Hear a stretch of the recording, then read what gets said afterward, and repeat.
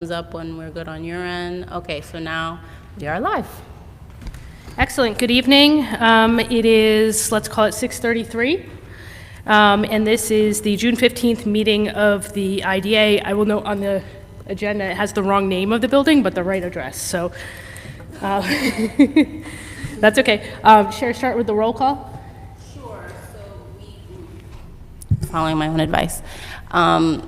I feel like I should know all your names already. Apologize if I mess anybody's name up. We have Megan Galbraith, Gregory Daly, Nicole Russo, Ali Church, Vickiana Demora, and Jennifer Gardner. Myself, Executive Director Sharice Vickers. We have Counsel Bob McLaughlin, and then we also have Kim, who none of you have met. She is our financial administrator. Excellent, thank you. Next, I will note the proof of the notice of the meeting is in all of our packets, and thank you for changing the location in an emergency along with the rest of us when we figured that out. So we will all make a mental note to, around election time, check the activity center going forward. Moving forward, item 3, appointment of officers and committees. So, Ali has so graciously agreed to be temporary chair for this meeting. I would like to start the conversation of the positions that need to be filled. They don't necessarily have to be for this meeting. Ali can continue to be temporary chair for this meeting alone.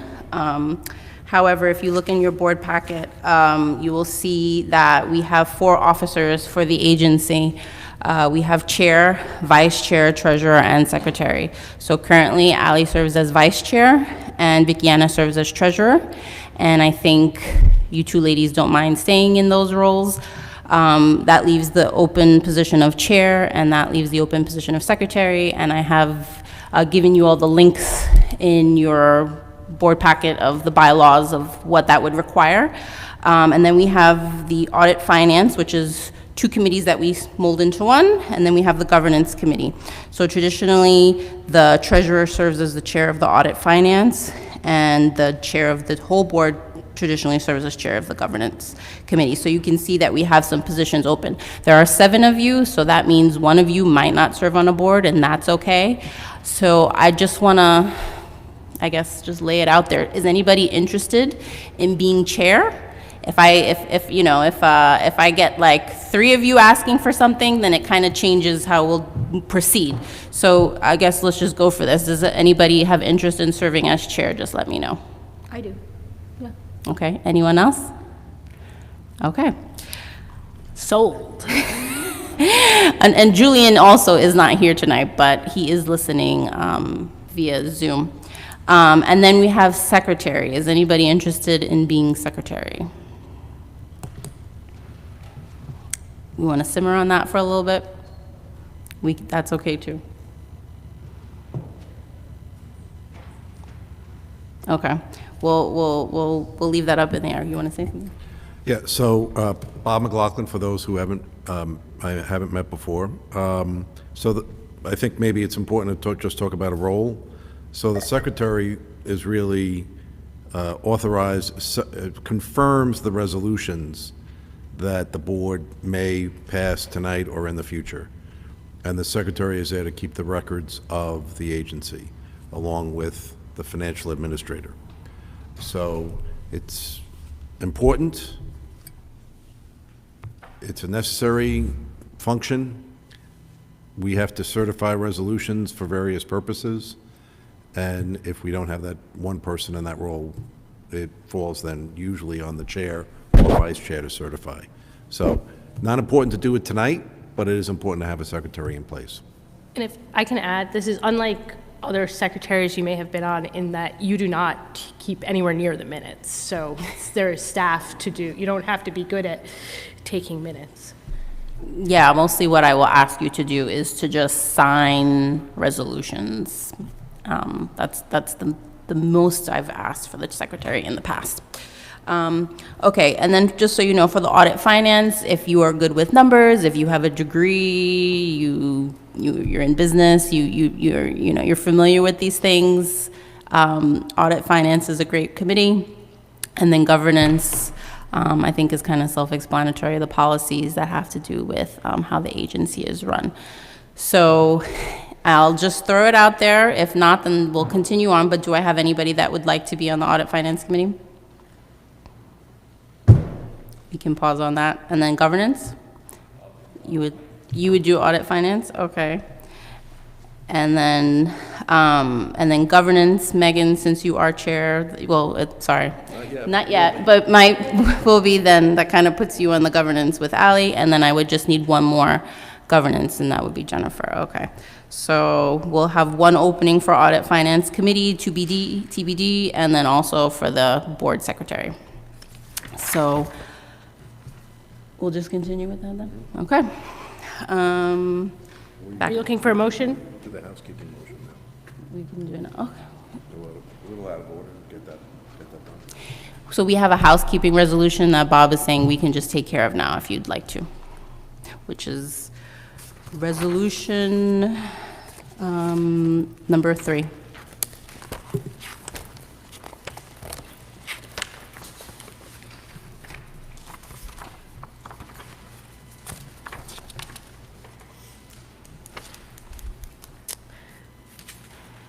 Okay, do I hear a motion for resolution number 2026-0615, number 3, the interim housekeeping resolution, with the proposed slate of officers being Chair Megan Galbraith, Vice Chair Alexandra Church, Treasurer Vicky Demora, Secretary unfilled at this point, Audit Finance Committee Chair Vickiana Demora, Member Gregory Daly, Governance Committee Chair Megan Galbraith, Alexandra Church member, and Jennifer Gardner member.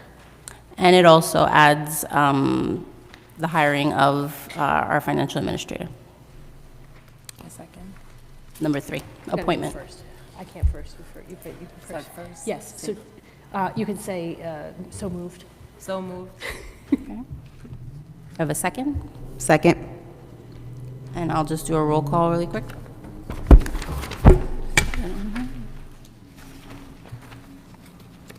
Yeah, okay. Ally Church, Yes.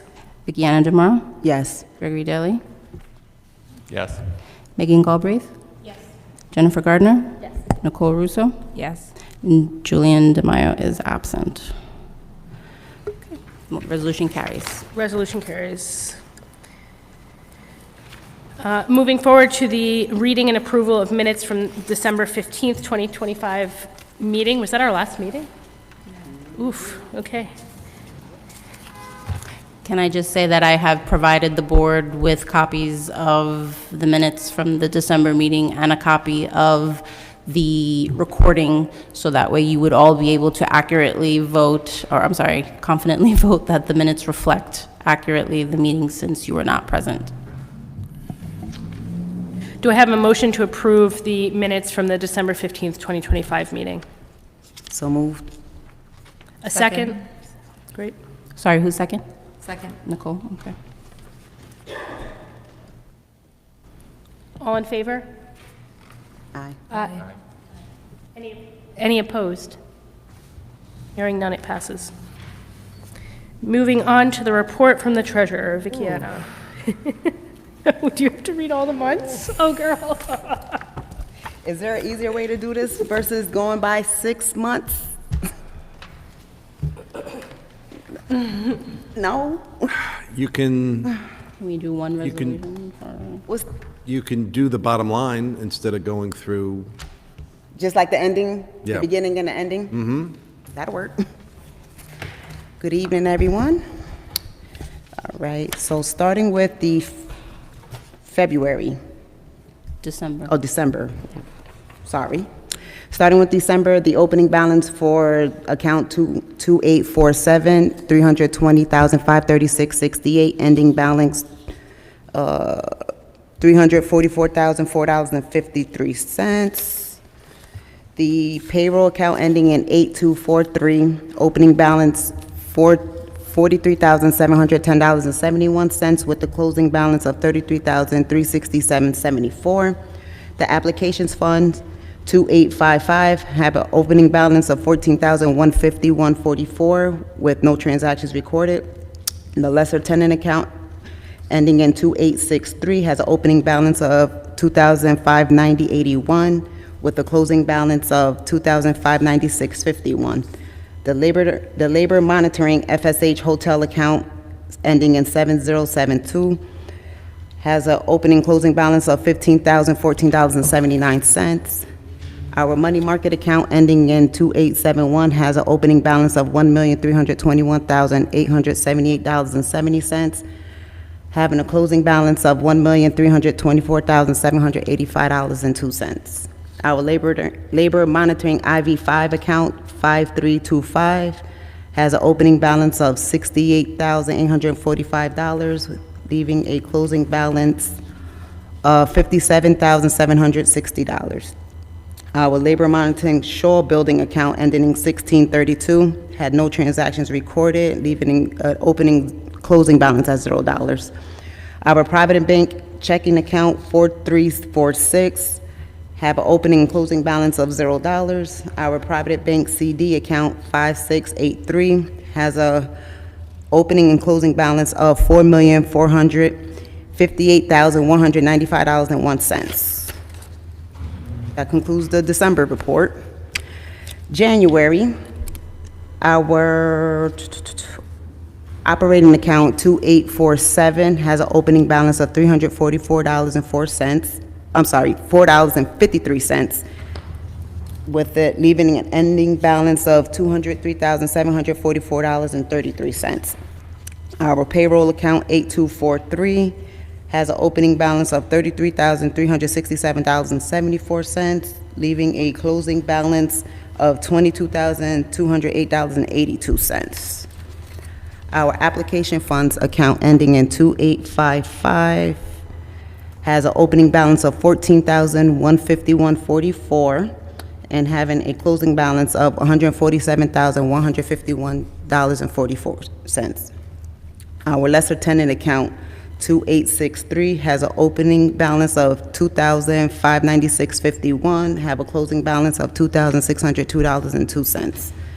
Our labor monitoring FSH hotel account 7072 has an opening balance of $15,014.79 and have an ending balance of $12,069.79.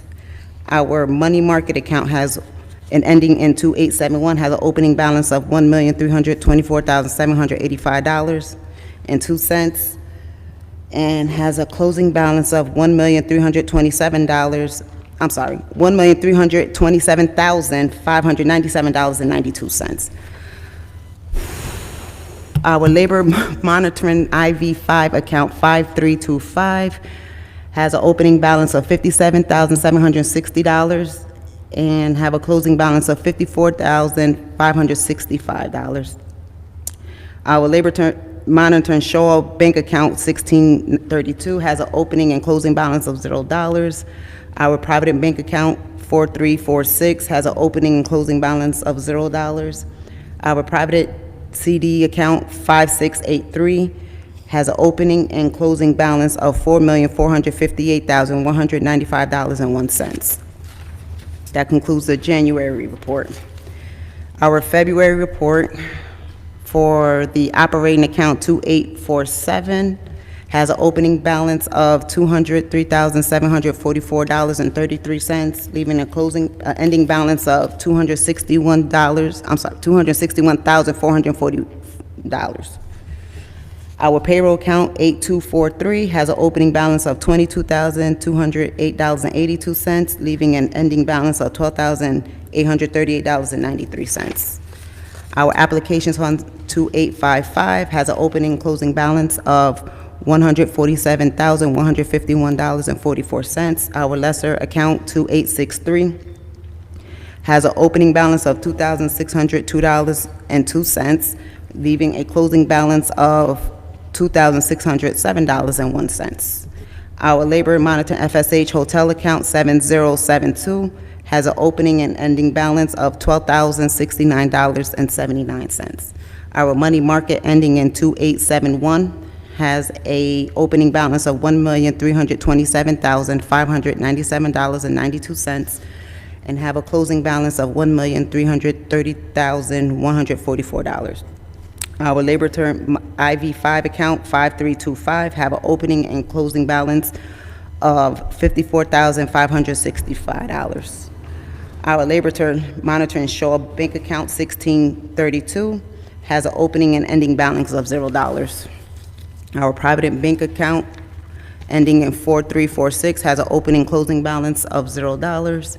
The Provident CD account of 5683 has an opening and closing balance of $4,458,195.01. That concludes February. Whew. Our March account. March operating for 2847 has an opening balance of $261,440 and having an ending balance of $290,045.34. Our opening balance for payroll 8243 has a opening balance of $12,838.93. Our closing balance is $138,494.31. For the applications fund 2855, we have an opening balance of $147,151.44, leaving a closing balance of $14,151.44. Our lesser tenant account 2863 has an opening balance of $2,607.01, leaving an ending balance at $2,612.55. The Labor Monitoring FSH Hotel 7072 has an opening and ending balance of $12,069.79. Our money market account 2875, we have an opening balance of $1,330,144, have an ending balance of $1,332,968.28. Our Labor Monitor IV5 account 5325 has an opening and ending balance of $54,565. Our Labor Term Monitoring Shaw Building account 1632 has an opening ending balance of $0.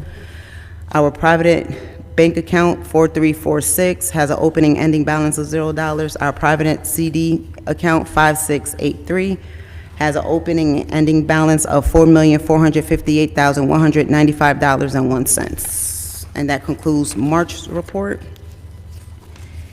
April's amounts for the operating account 2847 has an opening balance of $290,045.34, leaving an ending balance of $297,189.95. Our payroll account 8243 has an opening balance of $138,494.31, having an ending balance of $124,229.98. Our opening and closing balance for the applications fund 2855 is $14,151.44. Our lesser tenant account 2865 has an opening balance of $2,612.55 and having an ending balance of $2,617.92. The Labor Monitor FSH Hotel account 7072 has an opening balance of $12,069.79 with an ending balance of $6,984.79. Our money market 2871 has an opening amount of $1,332,968.28 with an ending balance of $1,335,707.26. The Labor Monitoring IV5 account 5325 has an opening balance of $54,565 and the ending balance is $44,750. The Labor Monitoring Shaw Building account 1632 has an opening and ending balance of $0. Our Provident Bank checking account for 4346 has an opening and closed balance of $0. Our Provident CD account 5683 has an opening and closing amount of $4,458,195.01. That concludes April's numbers. For May, the operating account 2847, our opening balance is $297,189.95, having an ending balance of $304,535.22. Our opening balance for payroll, 8243, is $124,229.98, having an ending balance of $114,324.06. Our applications funds ending in 2855 has an opening and ending balance of $14,151.44. Our lesser tenant account, 2863, we have an opening balance of $2,617.92 with an ending balance of $2,623.48. Our Labor Term Monitoring FSH hotel account, 7072, is $6,984.79. Sorry, I butchered that. That's opening and ending balance. The money market account for 2875, we have an opening balance of $1,335,707.26, and we have a closing balance of $1,338,543.35. Our Labor Monitoring IV5 account, 5325, we have an opening ending balance of $44,750. The Labor Term Monitoring Shaw Building account, 1632, we have an opening ending balance of $0.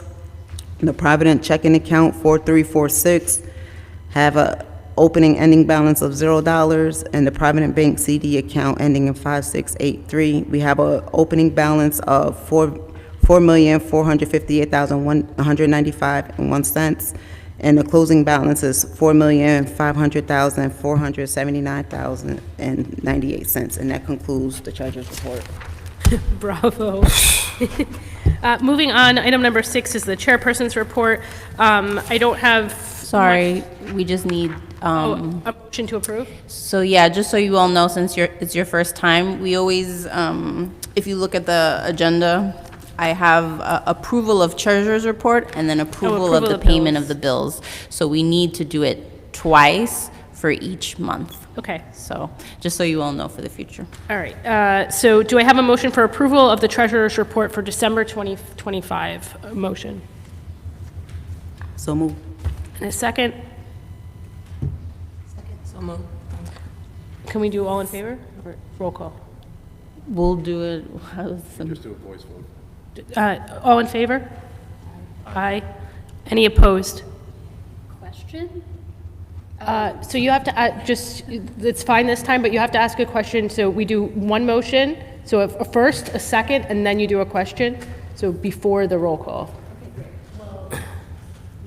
But go ahead. Great, just wanted to clarify, so I see that we moved $133,000 in March from one account to another account. Feels like we should note that. Curious if there's importance behind where it lives and if it's useful to move it back. You wanna, okay, so which month was that for? March. Was that for March? So one of the months, we moved money from the operating account, and it should have been for payroll, but I made an error and moved it to the wrong account. So that was just a correction on our end where we took it out of the incorrect account and actually moved it to the correct account. Okay, great. I think the notes read as though it were, that the error was what was remaining. Yeah, so it was just, it was for payroll. Good clarification, thank you.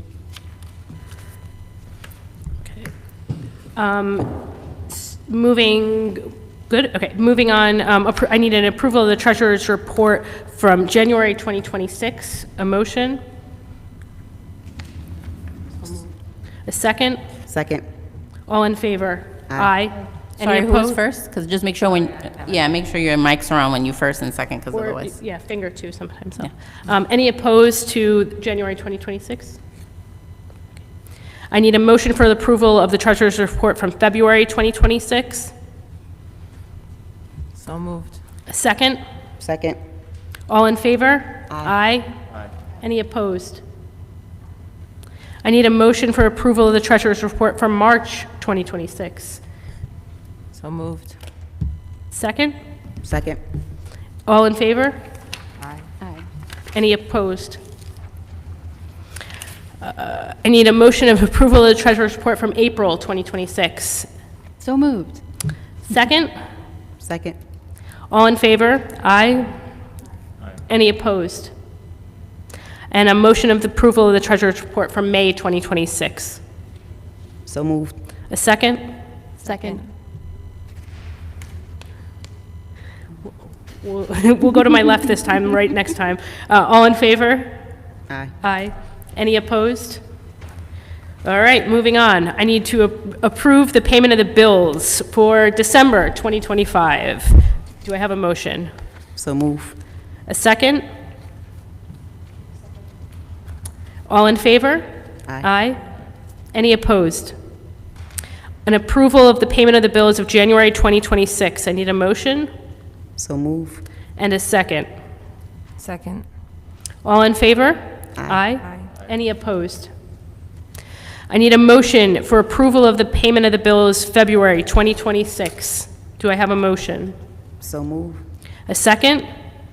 Second. All in favor? Aye. Any opposed? I need approval of the payment of the bills March 2026. So move. A second? Second. This. Sold. All in favor? Aye. Aye. Any opposed? All right, we're getting there. Approval of the payment of the bills April 2026. Do I have a motion? So move. A second? Second. All in favor? Aye. Aye. Any opposed? And finally, an approval of the payment of the bills for May 2026. Do I have a motion? So move. A second? Second. Second, and all in favor? Aye. Any opposed? Okay, Thank you. Can I just say one other thing? go ahead. So usually, I just remembered this now, with our bank accounts, we have at least 4 signatures for the bank accounts. So currently, I only have Vicky and I have Ally. I would like to have 2 more, and then I will we'll do the paperwork later. I'll propose that one is Megan, and then the other one would likely be somebody that I have access to easily during the day if I have to go to you to sign something. So is there any other person available? Okay, I had a feeling. Okay, great. So I will prepare those, and any 4 of you can sign checks, but just so you know, whenever we do sign checks, there's always 2 signatures required, so hence the 4, I can get business done. Yeah, thank you.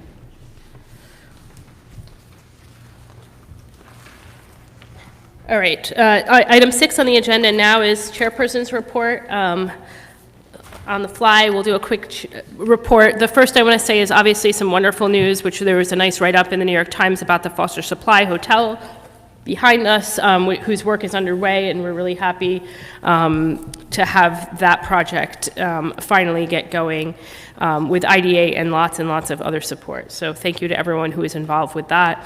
Obviously, the second big item is an update on this budget issue with prevailing wage, which we will talk about later in the meeting specifically. I will note, though, because that comes at the end of the agenda, that we also have a vote specifically on a project that is using a project labor agreement. So the IV5 Newburgh South Logistics, not required at the time, but had issues that made it required. And so that may be an avenue that we'll look at for project labor agreements. I just want to say in general, I think it's most frustrating, whether you think ultimately it's a good idea or a terrible idea, it's most frustrating to have something foisted upon you as collateral damage for someone else without any discussions, and just really disappointment all around on, I think, how it was handled. Again, whether ultimately you think it's a good thing or a bad thing, it was handled extremely poorly. So that's all I have. With that, I will pass to council. Thank you. Nothing to report really this month. We've been kind of waiting for a board to be appointed, so that's great. And then we'll talk about the budget legislation, I'm sure. Thank you. Pass it to Sheriff for the executive director's report.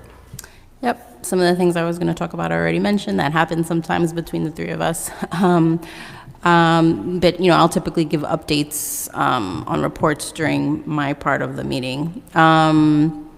I will mention that we have a resolution tonight up for the audit. It's really important because we have not filed our Paris report that is due in March.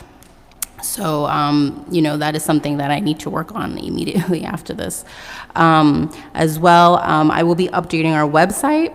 So if everyone can please provide me like a brief write-up of your work, your community experience. If you look under the board and staff section of our website, I need to populate that with all of your information. So if you're looking for, like, what is Cher looking for, just look what's on there now and just try to give me like a short summary for that. That would be great. I think it would be also great to write a little bit of a press release announcing that we have a full board now. So I'll wait for your little bios to then populate that into a press release. And yeah, if you feel comfortable sharing a photo, you can send that to me too. We can add that to our website. If not, I respect that. As I mentioned, we have a financial administrator, Kimberly Nichols, who's sitting behind me. So I'm hoping that she knows as much as I do, so that way, you know, we'll have two people that you can come to and answer questions. I've also emailed the board letting you know that there's the IDA Academy July 16th. I'll just let you know 3 of you have expressed interest in going. It is north of Albany, Clifton Park. They do them sometimes in our area, but that might be this year, it might not be this year. So if you want to take advantage of it, it is a good idea to go at that date. And as somebody mentioned or questioned, asked me, you know, is this reimbursable? And it is for mileage and travel expenses. There are more details about that in our internal controls policy. I just will say the agency doesn't have a credit card. So you spend, then you get reimbursed for any of those expenses. And please do not forget to sign up for your board member training. I don't know if does the IDA Academy count towards that? No? So yeah, just remember to please go onto the ABO website and sign up for your board member training. If you haven't done so, you have a year to do that. And then for the July meeting, we've kind of tossed that idea around. You know, we'll discuss how that looks after this, but I will poll all of you to do that. And just so you know, that's usually the 3rd Monday of every month. And that concludes my report. Excellent, thank you. Moving on to, Let me just jump in. If you can attend for the new members and for the old members, if you can attend the academy, they do a really good job. It is all day. A lot will be covered. You will guarantee learn something. EDC does 2 other meetings in January or February in Albany, which is a 2.5-day or a day-and-a-half meeting. Always very good, great topics, and you get to see other IDA members, talk to them, see what the issues are. Everyone is faced with the same issues. Well, not Orange County issues, but all the other issues are the same. And then the annual meeting in May is Cooperstown. I personally don't think that's as good as the Albany one, but it is a great spot to go to. great. Moving on to new business, the first item, the prevailing wage. So I would just like to introduce Bob for this. If you could please, granted, some of us in this room know what it is, some of us don't. So if you could summarize for everyone present what the new prevailing wage requirement is, what does it mean for the agency, which of our projects does it impact, and what will this mean going forward for all of their applications and how the agency will handle them? So I know the members have read the provision and are well aware. As part of the budget that was passed on May 27th and subsequently signed by the governor, they included a provision which added to essentially the requirement regarding prevailing wage. So as you all know, the labor law in Article 8 contains a prevailing wage requirement for public projects. And since 2022 or 2023, there has been an effective requirement for privately owned projects to do prevailing wage if the total amount of assistance, including IDA benefits, amounted to 30% or more of the total project cost. Effective May 27th, under this provision, only in Orange County, if a project is to receive what's called 485B benefits, which is a statutory pilot for new commercial buildings or projects with a sliding scale over 10 years that the legislature deemed to be necessary, or a pilot from an IDA, and in Orange County there are 4 IDAs that can grant pilots. Those projects now are subject to a prevailing wage requirement without any regard to a 30% percentage, as is currently in the other provision of Article 8 of the labor law. The exception is that if the project enters into a project labor agreement, then under this provision, there is no prevailing wage requirement. So in essence, the project labor agreement would be in lieu of prevailing wage. There's some questions about that provision. It's unclear of if you enter into one trade project labor agreement, if that's sufficient. If you have to enter multiple trades, if it was a public project, you would separately bid out 4 different parts of the project, 4 different trades. There is no such requirement for privately owned projects.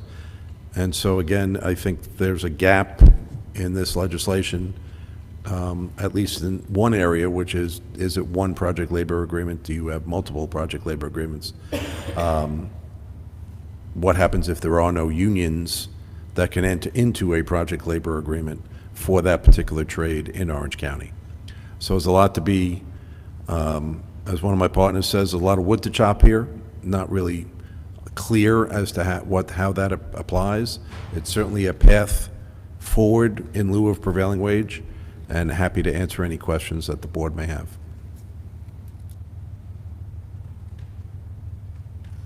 I'll just ask a question for the record. So just to clarify, this is any project that hasn't closed with the IDA. So we could have approved it, but it hasn't closed yet, is that correct? So that's our interpretation.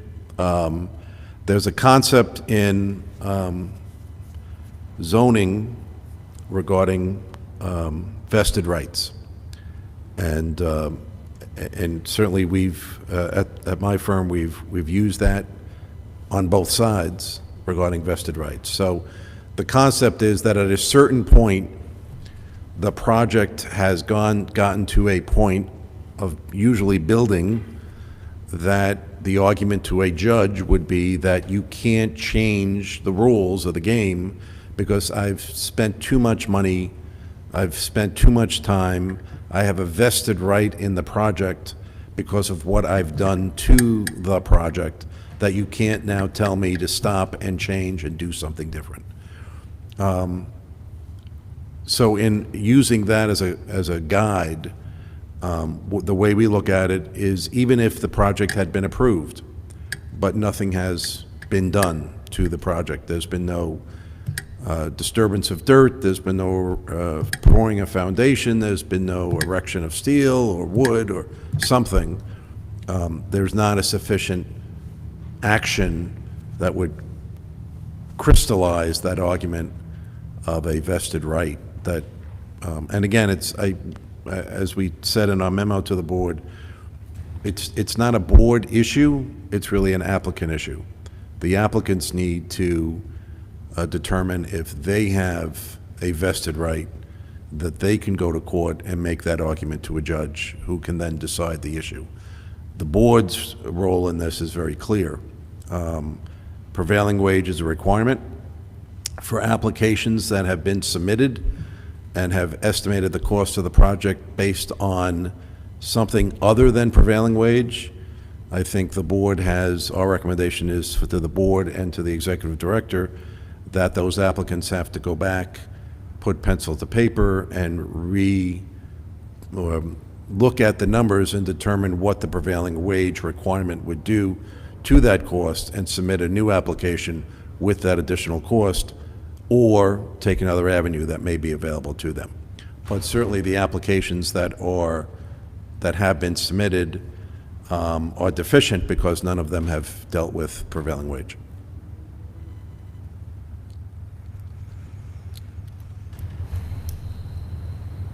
So with the PLAs, in regards to, how does the law not supersede a PLA? So if the law says it has to be prevailing wage, and then an applicant goes to Newburgh, an applicant, It's better than the fire truck. yeah, true, okay. So an applicant goes back and says, okay, we're gonna invest, like, we can't do prevailing wages because it makes it cost prohibitive, or this is a non-starter, or whatever the reasons, and then they say, okay, let's examine a PLA, and it's not prevailing wages. How does that operate with a law that says it has to be? Great question. So the law doesn't say that. The law says that if there's a project labor agreement, that they can proceed with the pilot. So it doesn't make a distinction of whether or not that project labor agreement has to say prevailing wage.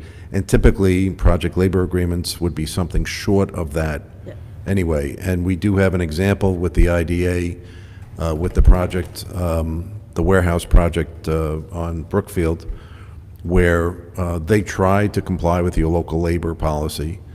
There just wasn't a sufficient amount of, the cost was too prohibitive for what the union that was in the area, and they negotiated a project labor agreement at a price that was satisfactory to both the union and to the project. So it can and has happened. The question there is, and I think they're pretty far along, right? Yeah, they're almost completed. The issue is, as I noted, that was steel. That's one of many trades that are in a project. Is that sufficient? I want to just add a little clarification, because I didn't know the answers to this, so I saw it from Jason Morris, the interim city manager, but also the city engineer, who deals with prevailing wage all day. The way that it happens in practice, and I'm going to pick on Philippe because he's front and center. So if Philippe was a developer, he would enter his certified payroll. So again, we've talked about that the IDA has nothing to do with it. He would enter his certified payrolls into an online system that the Department of Labor keeps. And then the remedy is the threat of audit, and often that is a real threat. So that's, in case anyone's wondering what the, what actually is going to happen. It's not a lawsuit or something. It's the Department of Labor audit. And Cher mentioned Paris, the Paris report, so that's required by the authority's budget office. We would not be surprised if, at some point in the not-too-distant future, that the ABO issued some guidance or regulation that would require an Orange County IDA to do something to monitor the prevailing wage, to get some sort of certification similar to that. That would not shock me.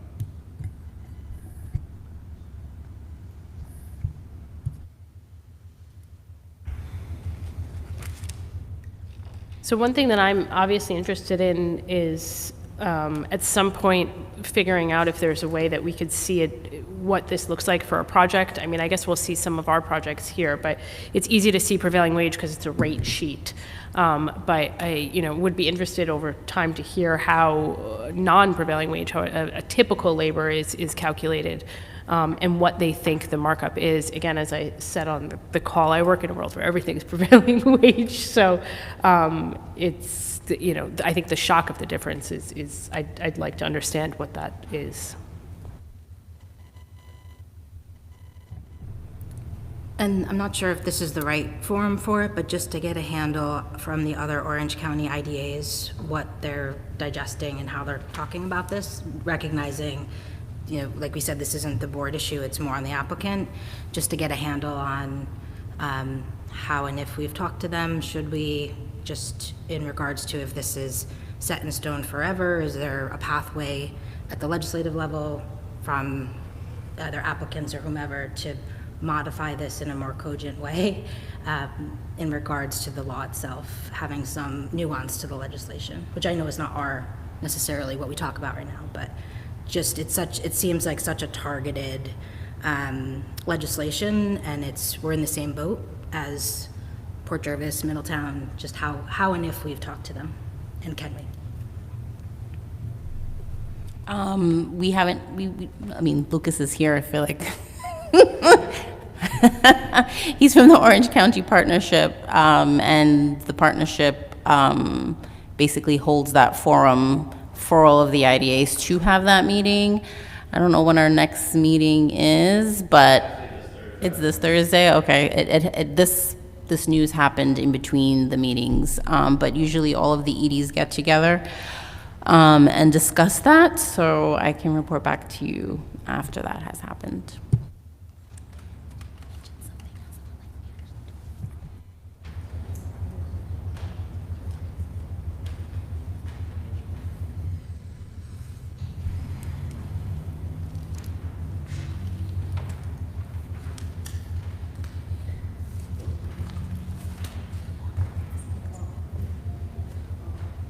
All right, I have one more question, sorry. So this is related to our UTEP. So one of the issues is that many of the, I'll call them outstanding, the agreements that haven't closed yet were done prior to our new, our most recent uniform tax exempt policy. If they were to need to come back for a modification, which I think you said we need to see it anyway because the nature of the project has changed, are they subject to the UTEP that they applied under? Is the project still existing, or does the new UTEP apply to them? Because then we're in a pickle there too. Yes and no. So the easy answer is yes, the UTEP applies, because that's where we are today. But the UTEP allows for a deviation, and the deviation is by statute. And what this IDA has done previously is follow the deviation rules, which is to send a notice and a request, well, actually it's simply a notice saying we've been asked to consider a deviation. Here is the deviation. Here are the reasons why we, the board, believe that a deviation is warranted. And that letter goes to each of the taxing jurisdictions that are affected by the deviation. What this board has done consistently, in addition to that, is hold a public hearing on that deviation to hear any comments from the public, in addition to the taxing jurisdictions, that oppose or support that deviation. So there is nothing that prevents you from going through the deviation process. It's there, it's statutory, it's also in your UTEP policy. So that is an avenue that would be available.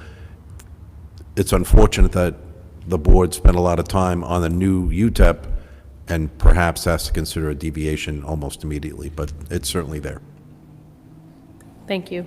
Are there other questions on this prevailing wage for now?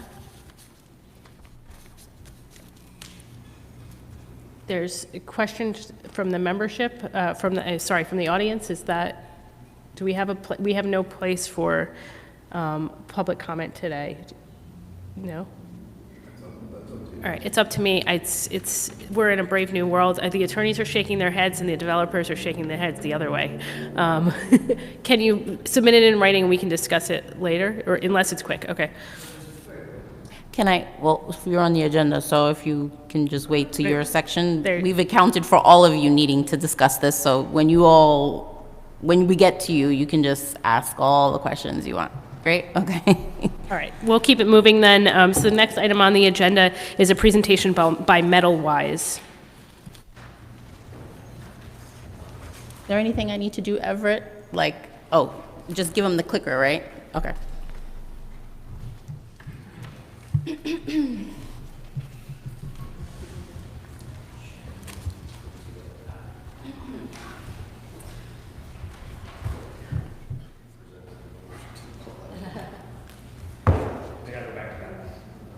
Good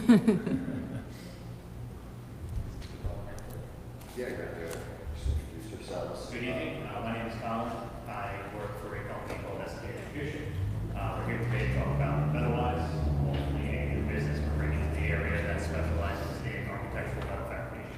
I don't know, is the mic on? You just slide, there's a button that slides up. It does say that it's on. Okay. I can project a little bit better if you need me to. Is it working? It vibrated.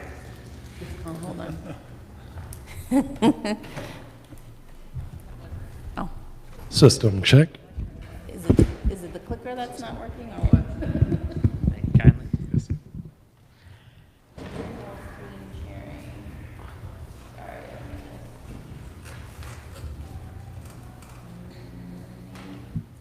working? All right, okay. Okay, so I think it's important before we talk about what it is that we hope to establish here in Newburgh that we talk about the market that we are serving. So we are a architectural metal cladding company that seeks to provide perimeter and edge metals for construction, commercial construction projects primarily, as well as coil and flat architectural metal products for other fabricators in the area.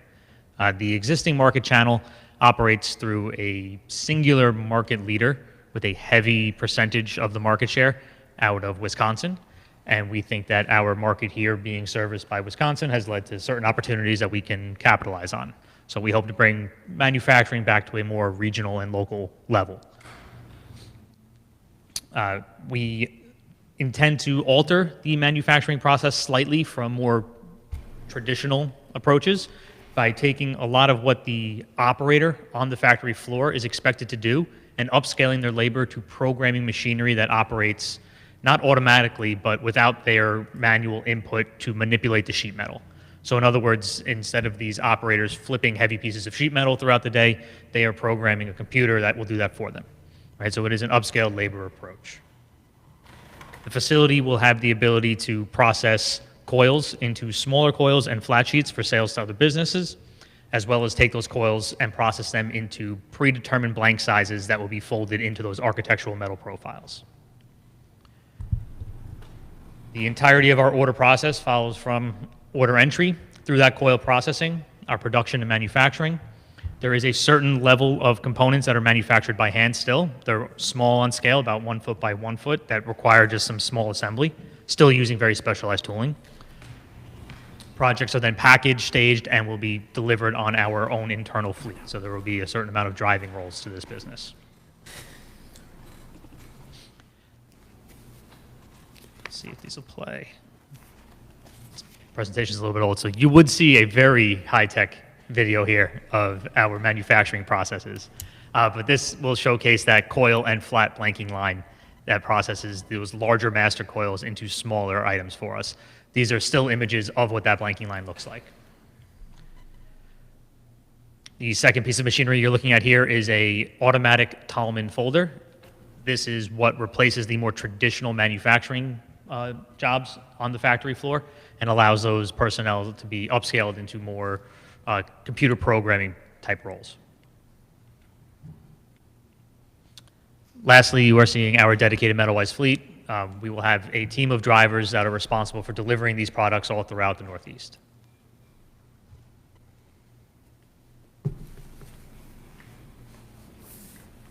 Job roles and descriptions. Do you have a list of job roles, Michael? Yeah, so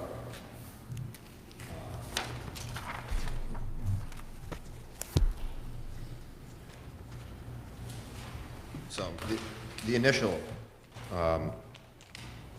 jobs, initial team, in order for the operation to be able to be feasible, it's 10 positions. It'll be a manager, the CNC programmer, probably need at some point another one of those, shop manager, outside sales representative, 2 operators will also be sort of programming and working the machines from a programming standpoint, purchasing, material handler, controller, and then accounts payable and receivable.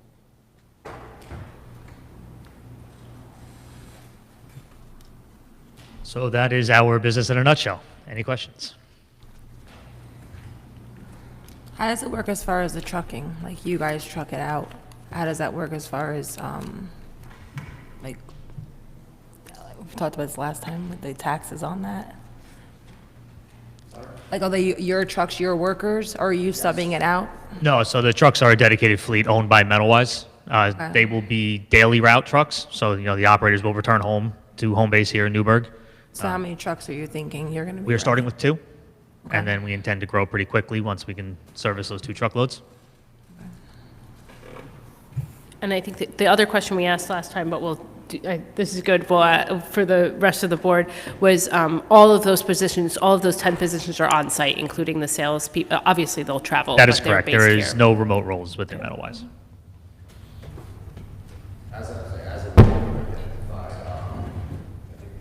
Use the microphone. As of now, I think we've identified the controller position, right?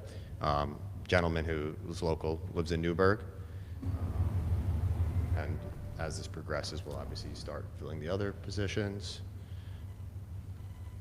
Do you see it within years gaining more positions and expanding, or just Yeah. sticking to? Yeah, I think the initial 10 I listed off is what we need to run the operation as a bare minimum, to be able to service new clients and the existing clients from our existing business. But this will definitely, within 5 years, be 20, 25. I didn't really look into it last time, but, so the building itself, what are you doing for restoring it or construction-wise? It's cosmetic. It doesn't require any, I would say, construction work. It would be more so if you bought a house that needs to be completely fixed up, new walls, new floors. You can look around here and if you want to make this place look brand new. It's a lot of cosmetic work, exterior. Okay. And have you looked, oh, sorry, good. And have you looked at how the prevailing wages impacts your application? This issue obviously is new, so no, we have not. I think you mentioned there's the 30% threshold of the total. That's the existing law. Oh, that was the existing? Yeah. That's not the new one? No. We're well below that. For the new law, the 30% doesn't matter. Oh, it doesn't matter. That was prior to May 27th. Understood. So for our purposes, we have sort of an in-house construction team that we use for our existing business that serves, the 25 locations throughout the East Coast. We're using them for this project as well. We wouldn't be able to comply with the prevailing wage. It's cost prohibitive for us. So, apologies. Are you using in-house for all the renovations? Correct. We have a contractor that we historically use for all of our projects. But it's not a Metalwise employee? That's correct. Okay. Thank you.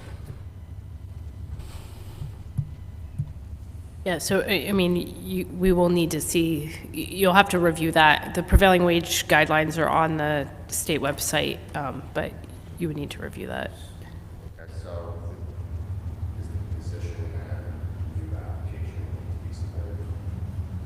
Just trying to figure out where we're at here. You have to amend, the way the law is right now, regrettably, I think, you would have to calculate whatever work has to be done in compliance with Article 8 of the labor law as if it was a public project, which makes, it is what it is, okay, and then come up with the new project amount.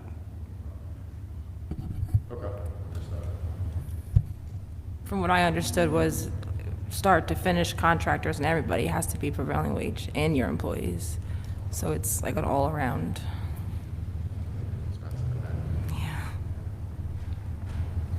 The other thing that sometimes, to be said too is it's not just paying prevailing wage, the contractor has to do the certified payrolls, and so that second part is actually sometimes what they don't want to do. Right. Okay. Can you share a little bit more about the sort of status of your process so far? You closed on the building in the fall. Have We're in you the made process. additional plans? We're in the process, but I think at this point, if we're going to have to amend the application for the prevailing wage, I think it's all moot.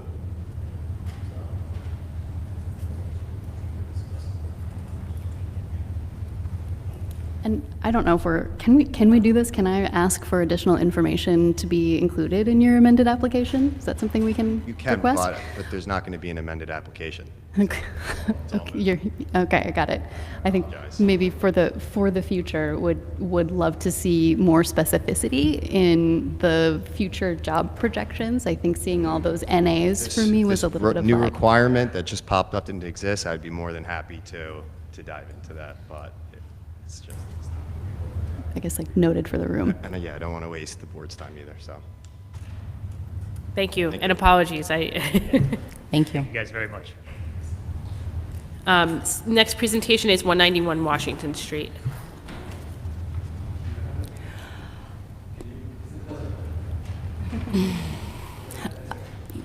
I could, but it depends how much. Just do me a favor. Just make sure you talk directly into the mic because they how's won't this? catch it up. Good. They were just a little too far Okay. off. Okay, so just talk directly in. Thank you. Okay, so, some new faces here. So my name is Sishor Tusar. We've been working on this project for about 5 years now. This is my partner, Eric Cooney. I know most of you, not all, but so we've been in front of this board and in front of City Council with this project for a number of years now. So I think for the most part, pretty much everybody's very familiar with it. I'm going to do a brief recap for those of you who aren't. And then tell you a little bit about kind of like the journey that we've gone through, where we are today, and what we're trying to figure out. So, so it's 191 Washington Street at the corner of William and Washington, a former pre-K school. That it's currently one building from 1958 that takes up about half of the lot. And it's the rest of it is it's an empty parking lot. The project is to renovate that building into apartments and commercial space. We have a tenant lined up for that, which is a mom and pop brewery. And on the empty lot part of it, we would build 2 new buildings and with the 4-story buildings with commercial space on the ground floor, apartments above. So it's a total of 70 units. 15,000 square feet of commercial space, and the way that we design it, I'm sorry, I don't have visuals, but I can share those later, is that instead of filling up the whole block with a big mass, we divide it into 3 structures to create a bit of a pedestrian plaza within it and follow the scale of the neighborhood.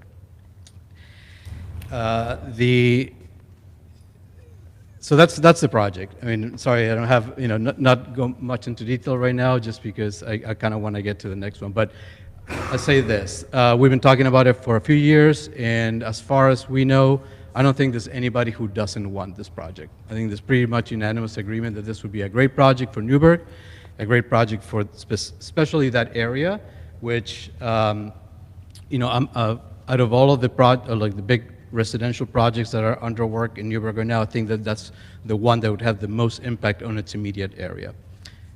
It really, that block really needs to be occupied by businesses, by people living there right now. It's pretty sad. So that's the project. Sorry, got a bit of a timeline here. So we started this process in 2022. We purchased the building from the school board and designed this mixed-use, at the time, market rate project. We came in front of this board, and in 2023, we received the project. We received a pilot from this agency, with, I would say, overwhelmingly positive community reaction and support from elected officials, community in general. I think it was very supportive. Then we went out to try to get this done, and that's when the reality of building ground up market residential in Newburgh hit us. So we had a lot of initial interest from a lot of lenders, banks, but no one was willing to finance the project. At the end, it was just not, the project was not financeable as it was.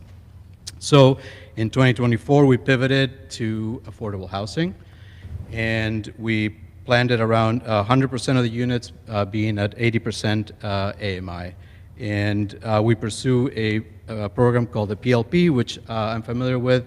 So Wireworks, which is a development that we completed in 2020, was the first PLP project. So that's the Small Building Participation Loan Program. And those are HCR funds. So, and that's based on an 80% AMI average. So we planned the project that way. We also, in 2024, we applied for the Mid-Hudson Momentum Fund. And we are proud to say that we were one of two projects, I believe being the other one, in Newburgh awarded that award on the first round. So in 2025, due to the change, and Bob, apologies if I'm getting the technicality wrong, I'm just talking in general terms. Due to the change from market rate to affordable housing, our existing pilot became unusable. We had to change it because that was a pilot that was based on a market rate project, this being an affordable project with two different projects. From discussions with the agency, we first attempted, we amended our application to go from market to affordable, but we were told that the change was so substantial that we needed to start a new application. An amendment wasn't enough. So in March of 25, we submitted a new application with reflecting the changes of the project. Unfortunately, that application was rejected at the time because of changes that the agency was planning to the UTEP. At the time, there were two other projects in front of the agency that, very similar projects in the makeup, mostly residential with a little bit of commercial. They were going through the process of getting their applications reviewed and public hearings, etc. We pleaded with the agency to include us in that process, given that we had been in front of the agency with this project for so long. Our projects are basically the same. The only difference with these projects is some scale. Unfortunately, we were not allowed to move forward with that application. The other two projects were approved and granted pilots by this agency. So this is by April of last year, we, in discussions with the former chair of this board, we were instructed to apply to the city council for a pilot, given that this is a residential project and the agency was no longer considering residential projects, even though at the time it was reviewing and considering and then voting for two of them. The city council could only do the residential part, but we could do the commercial part with the agency. So we kind of like split the project into two, 11% commercial, 89% residential. That split came from a calculation that the tax assessor came up with. So we all agree that that was just like as good as any to figure out which was which. At the time, we pleaded with the chair that timing was really critical. Our funding, so specifically the part that comes from the state, this is through the PLP funds, was we could not move forward with that until we had the pilot, because the way the underwriting was done was with the pilot. So those funds were earmarked for our project, but they weren't guaranteed until we had the pilot in place.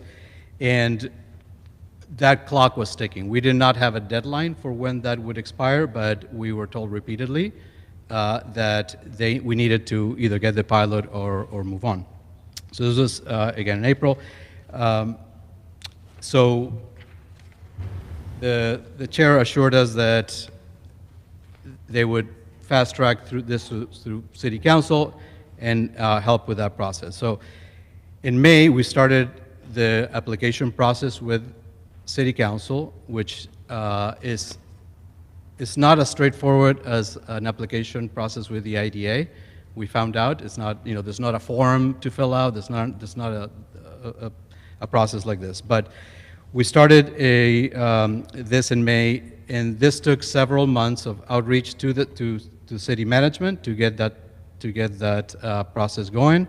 We also did a lot of council member outreach so that we can tell them about the project, so they would know what we were asking for when we came in front of them.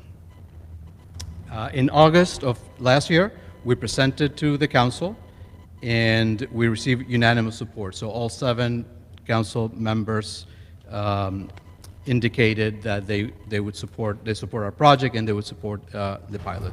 At that point, we moved to we asked to prepare a resolution so that the council could vote. In September of last year, so this was parallel processes. In September, we applied to the IDA pilot for the 11% of the commercial portion, which was, we went through a public hearing, and in December of last year, that was approved. So we got the pilot on the 11% of the commercial. So this year, 26, in January, we were informed by Corporation Council that despite the time spent with the council and being directed to the council by the chair of the IDA, which also at the time was the chief of staff of the city manager. We were informed at that time that the city council did not actually have the legal authority to grant us the pilot. So we went through this process as directed, but it turns out that even though the whole council wanted to vote for that, there was not a legal mechanism for the council to give us this pilot, because we're not a non-for-profit, because we're a for-profit LLC. So also in January, we found out that because of our pilot was not in place by the end of 25, we lost our funding. So this is at the core of why we're here today, is that timing is really, really critical for us, and timing, the process, the timing of these processes and back and forth that we've gone through really hurt us. So if we had been able to move forward with the application a year ago and have been what we think we probably would have been approved, just like the other projects were, we can't guarantee it, but we would probably be under construction right now. It was a year ago. All we were waiting for is the pilot so we can unlock the HCR funding, which was earmarked for us. We lost that. That was the 2025 funds. We've been told that there's no more funds for 2026. We now hope to get, we are, earmarked or waiting listed for 2027 funds. So for us, the pilot is not only because of the benefits we seek from the pilot, but without a pilot, we cannot get this project funded. So so January we lost the funding. So in March, after finding out that we cannot get a pilot from City Council, we came back to the IDA and said we're back. We need to do a pilot. We're going to put in another application. We were asked to secure letters of support from council, which we did, which we included those in our application. So in March, we submitted our latest pilot application. By the way, this is the 4th pilot application that we're done. And so we submitted the application with the letters of support, and because of the issues with quorum that we had, there hasn't been a meeting for some time, so the May meeting was going to be the first time that we were going to present to the board. There's a quorum issue there. So today was going to be our, we're here to present, hoping that we can get a resolution to get a public hearing for the July meeting, and hoping for a vote for August, so then we can go back to HCR with pilot in hand and hope that we can get our funding back.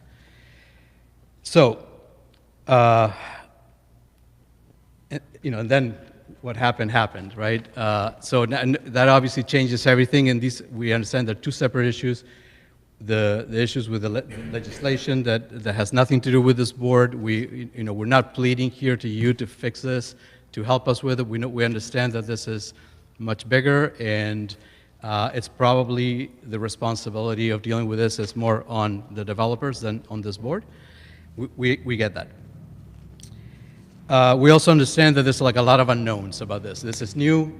Everybody's studying this new law, trying to figure out how we respond with it, whether there's going to be legal challenges, whether there's going to be. We also understand that there's regulations that are still forthcoming, which when those do, we'll have a better understanding how any of this works.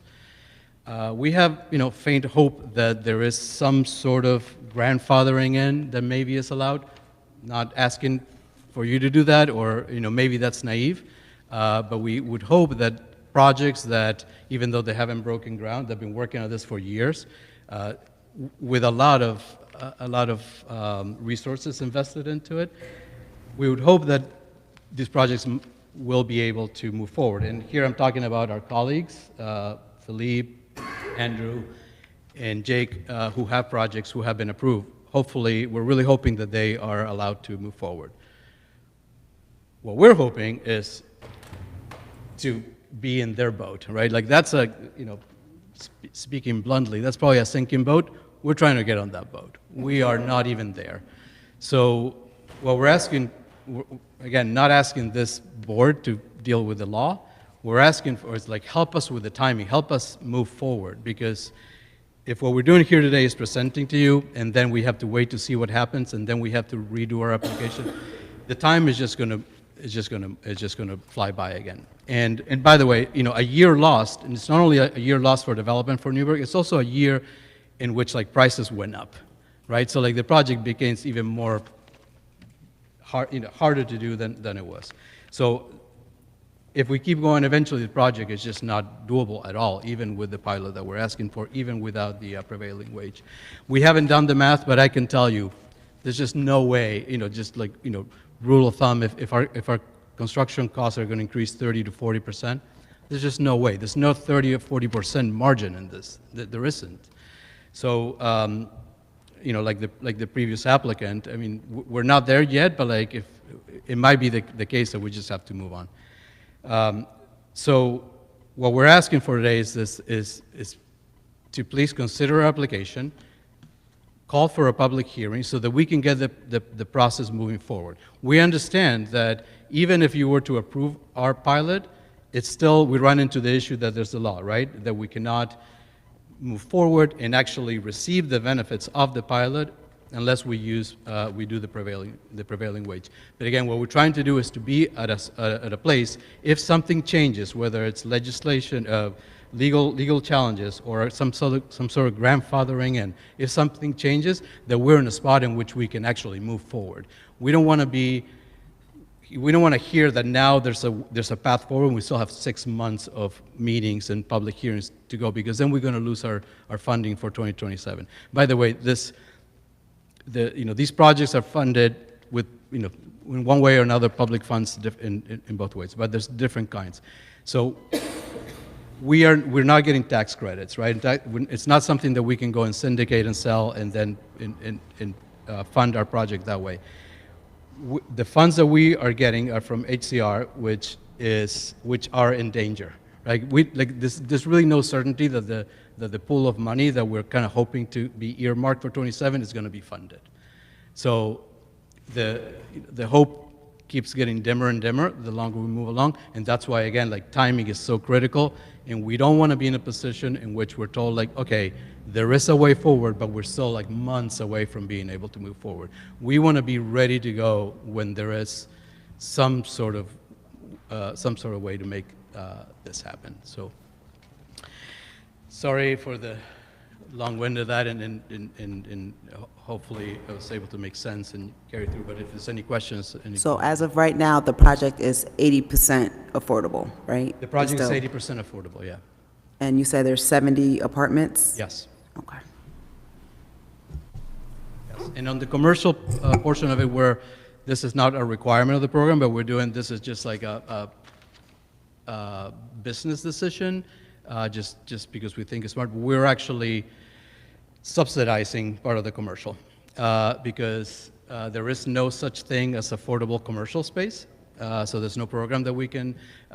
My background is in hospitality. I used to be I was a chef. I was in restaurants, so I understand what being an operator is like. And there's just no world in which, you know, we build all this commercial space and put up a for lease sign, and somebody's going to come in, raise money, and build a big facility just so that they can, you know, hope to make it back, right? So our project factors in that we are the ones in a position to set those commercial spaces for success.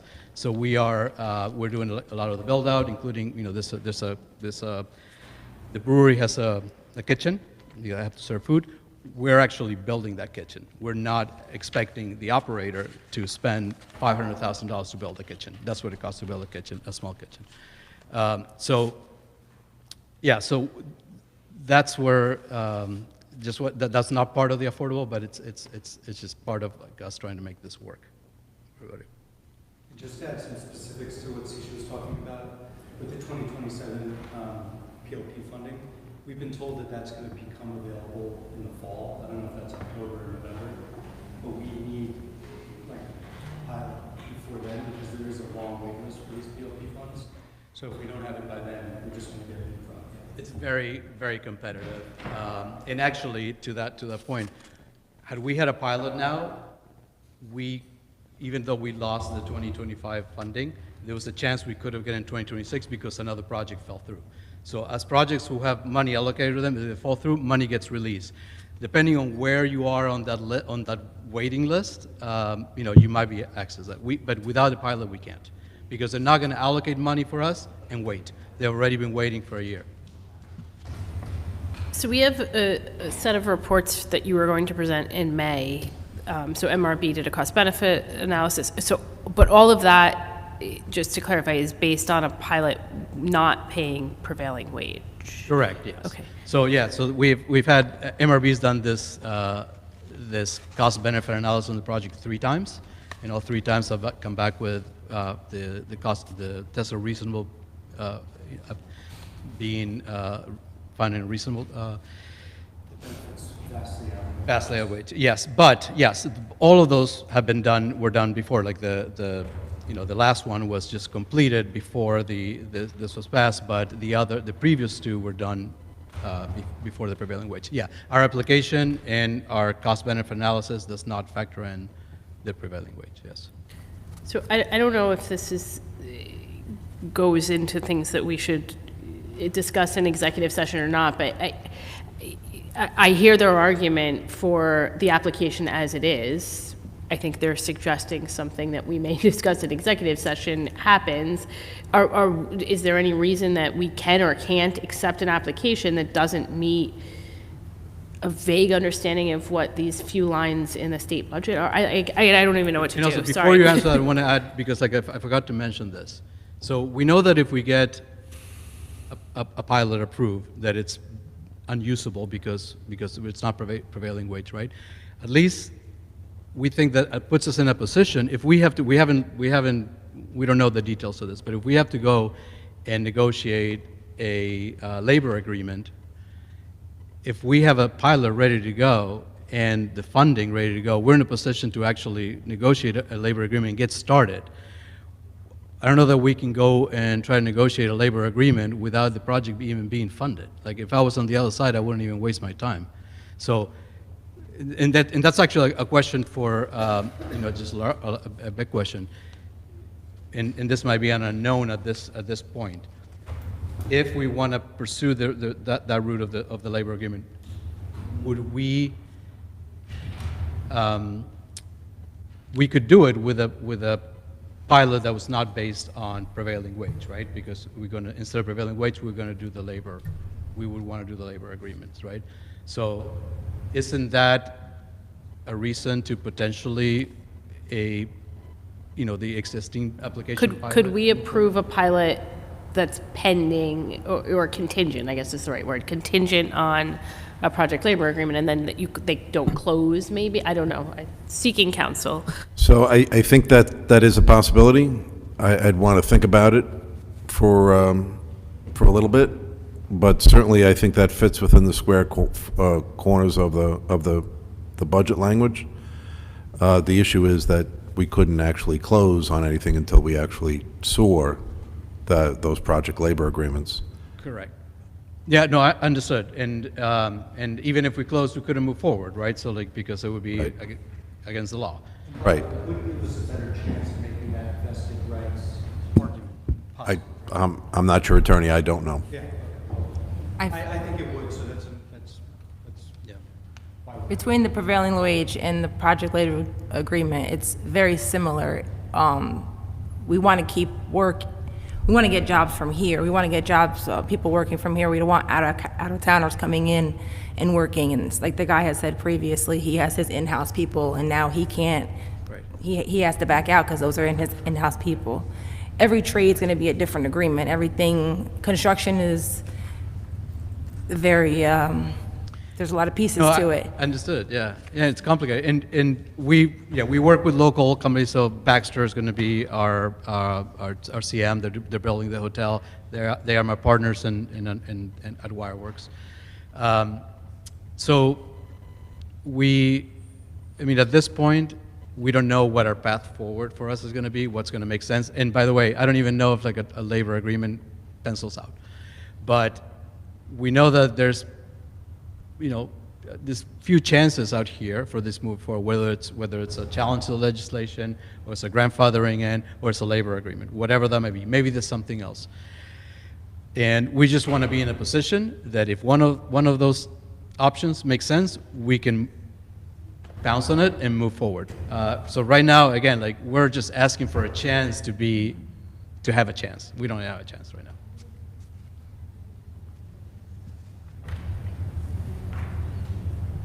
Can I, oh, go ahead. Oh, no, at what point do you feel like you'll have clarity on what it is that you're truly asking for? I think timelines, specificity about, what you think is going to be feasible, I think maybe helping us to Clarity on understand. what we're asking for? Yeah, Sure. and I understand you're Yeah, no, asking for so- approval yeah. of a pilot. So what we're asking for is if we, for a minute, can forget about this legislation just passed and move forward as if it didn't, and call for a public hearing so the public can express their views on it, and then you can call for a vote and vote if you would approve for this pilot to move forward. Right, That's and what we're asking. I think in order to help us understand the context for that process, maybe making sure that you are, I guess, doing the math on the alternatives, the labor agreement, the prevailing wage requirement, understanding kind of the timelines for the funding that may or may not happen, I think, so that we can respond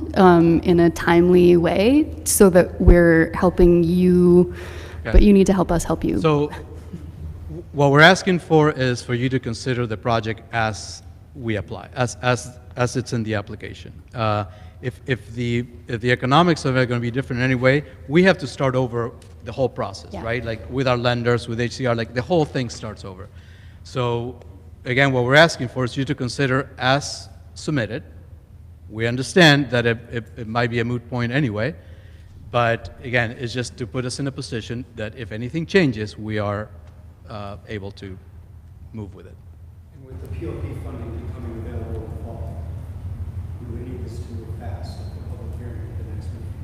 And vote and follow what they're about.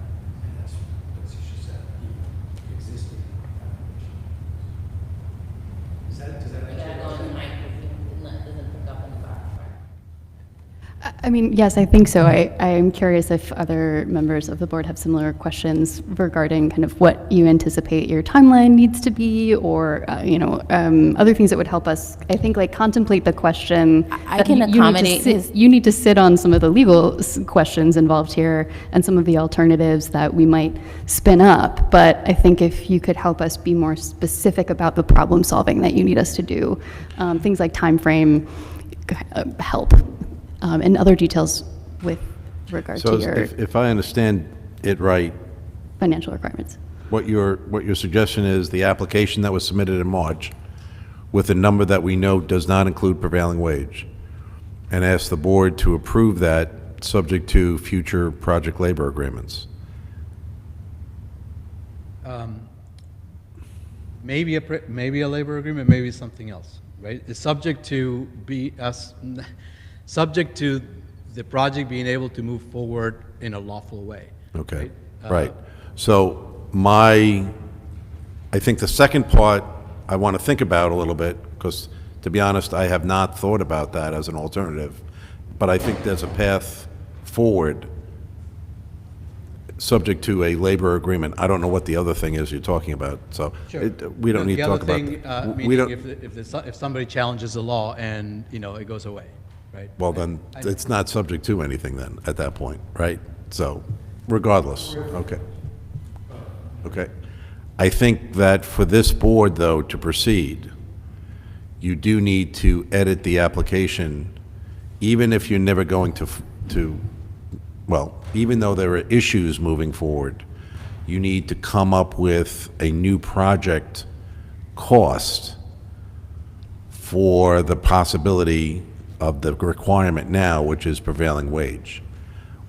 I don't see how the board can legally consider a project when it knows, by your own admission, that the application does not take into account prevailing wage. And there's no criticism directed at you for that. Why would you? Because when you submitted the application, this legislation didn't exist. But since it does, I don't think the board can legally consider any request unless that project amount has changed. It could be a range, it can be not to exceed, but it needs to be something that's based on the prevailing wage requirements of Article 8 of the labor law. Does the fact that the In the guidelines mic, haven't been in the mic, published yet, or- in the mic, in Does the the mic. fact that the guidelines haven't been published yet or agreed to, like, let's say it comes out that all projects that were approved before December of this year are grandfathered in or can make the vested rights argument. Because that's unknown, the board doesn't necessarily know that we'll have to use prevailing wage, right? That's correct. Because- So That's correct. That's why I'm suggesting that, come up with, I think that the board can legally consider an application that has some sort of range, if prevailing wage up to X, if not, the application that we've submitted. I think the board can do something with that. And then to your point, if guidance comes out by the labor commissioner saying whatever, they can proceed accordingly. But I don't think the way, I feel like I'm under questioning here, but I don't think that legally right now, in fact, my position would be that legally this board cannot consider your current application because we know, as you admitted to, the board knows that the numbers don't work, aren't accurate anymore.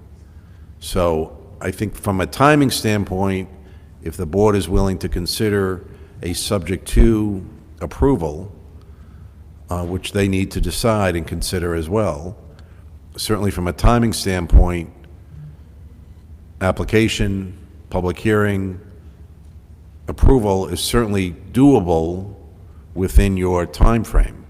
There's a lot of work to do, but you still have to come up with a reasonable, accurate legal amount based on this budget But the language. numbers are just not going to work, right? So like for us to do that, we would have to come to the board with a request instead of saying like, our schedule of payments is going to be this. It's like this is how much the board's going to have to pay us for the next 30 years. That's the only way the numbers are going to work. And I'm not trying to be cute here, but I understand what you're saying in terms. But then really what we're saying is we just go home. Because I didn't say that. if we redo our application with prevailing wage, we're going to come at a negative. So we're not going to submit that because it would be it'd be a waste of everybody's time, right? So I guess what you're saying is like what we're requesting of the board is not possible. Would it be possible to do a subject to without changing our existing application? I'm willing, if the board's okay, I'm willing to take some time and think about that, but as it stands now, legally,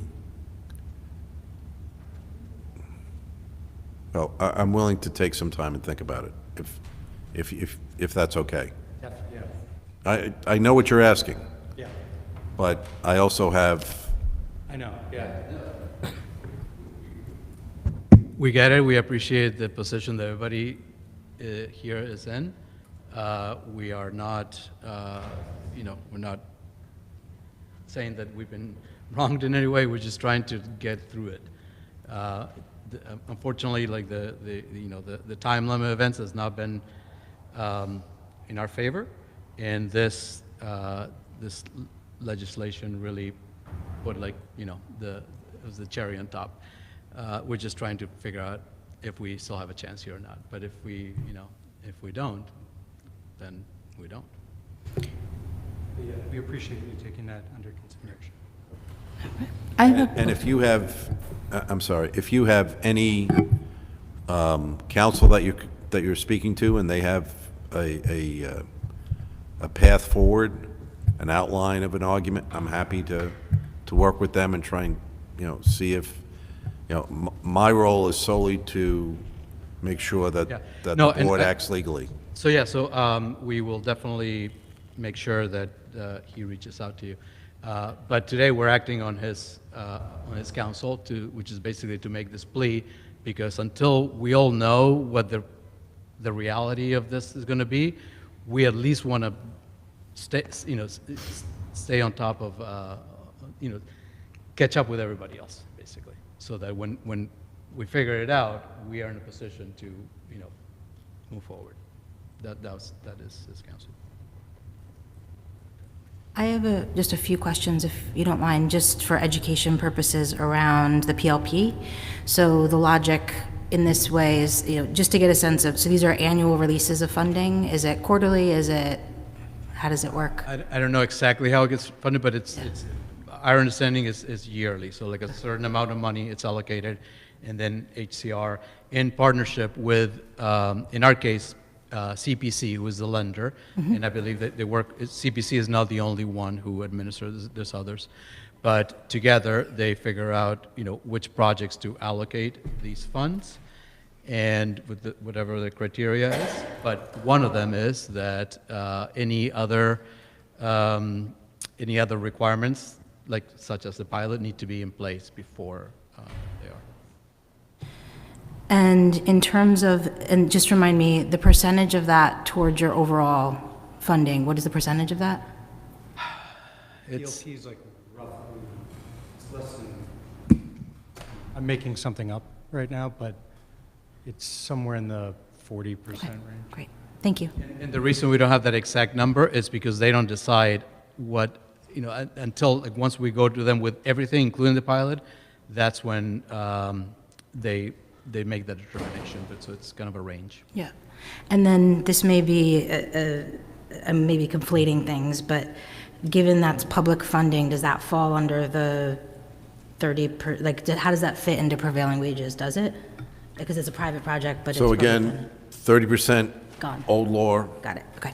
this replaces that Yeah. in essence. Yeah. But yes, that would be considered part of the 30%. Got it, okay. So under the pre-budget law, Yeah. you would take that amount plus the assistance from the IDA, plus any other assistance that they would be getting from the state, and determine whether or not, they would determine whether or not that was at or below 30%. If it's 30% or higher, they would have to comply with the prevailing wage requirements, Yeah. even though it's privately owned. Okay? There are exceptions for housing projects that they may or may not be able to take advantage of. Yeah, just make one clarification. So the comment about being 40%, that's 40% of the lending, right? That does not take into account the equity. Once you factor in the equity, the percentage of the PLP is probably around 20% of the total project. And then maybe a minefield question, but in regards to the housing component of the project and the ability to get pilot for that, is that still separate with council, or is that back to So us? that's that. That's, Okay. yeah, that's why we're back here for Got it, 100%, okay. because that, we ran into a dead end there. Yeah. Got it, okay, thank you. Bob, so, because I've seen this project before us for as long as I've been on the board. And when we updated the UTEP, we sent them back to council for the residential part of it. Clearly it was shot down. So if there's something that we can do, because honestly, it's a great project, and I would hate to see them walk away. So if there's anything that's within our legal scope that will help them so that we can get this ball rolling for them, because I've been on the board since the end of, 2024? And they've been before us pleading. So if there's anything that we can do that can help them to get the funding that they need and to get this project rolling, I would really hate to see that project walk away. Just give me a little time, and I'll see if we can figure something out. And if it's okay with them, I'll chat with your council. All right, and see if we can work something out. Thank you. Thank you for your time, and sorry, everybody, we've taken a lot of everybody's time. Thank you very much. So the next presentation is going to be for the Shaw Building. Oh. Sorry, one, Sorry. oh, no, you're right, Sure. sorry. You're right. Overstepping.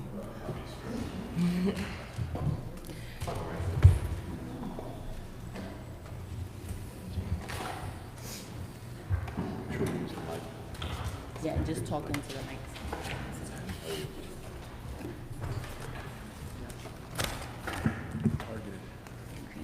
Good evening, everybody. I see a lot of new faces. So my name is Mike Engels. I'm with the Manatee Properties Group. Nice to see you. And the fact that they're new faces means there's a new board. So thank you for stepping in so you can continue the board's important work for the community. And thanks for the presentation. So my partners and I have been in Newburgh and in the Hudson Valley investing in historic properties, old properties, bringing them back to life since 2019. And we've got a handful of projects here in Newburgh, including the Foundry, which you might be familiar with. And we bought this property across from the Foundry back in 2020.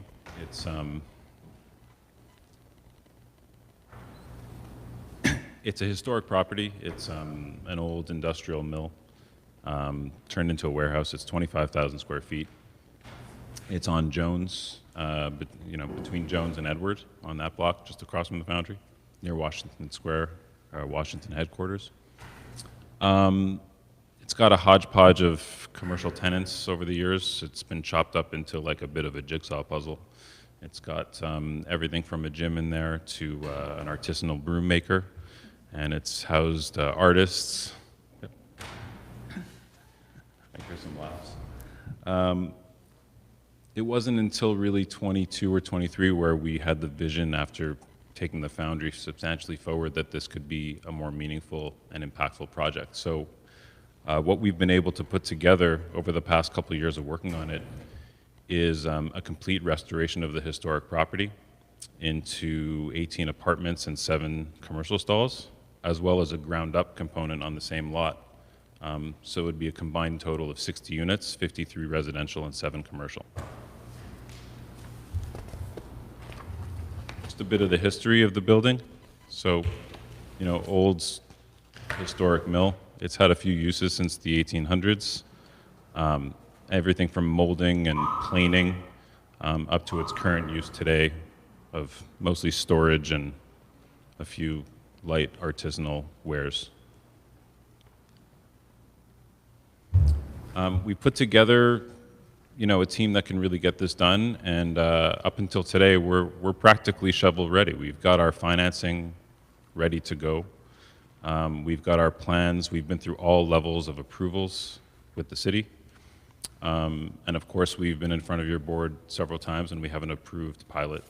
I think that vote was back in January. Our plan was to break ground in the fall, at least on the old historic building, and then it would probably follow for a phase 2 12 months later on the ground up component. You can see the site. So this is from above. You can see the old building at the, I guess that's the east side where the old building is, and then you've got the parking lot. And that area right in behind the trees is where the new building would be dropped in. Just a view from the parking lot looking at the old building.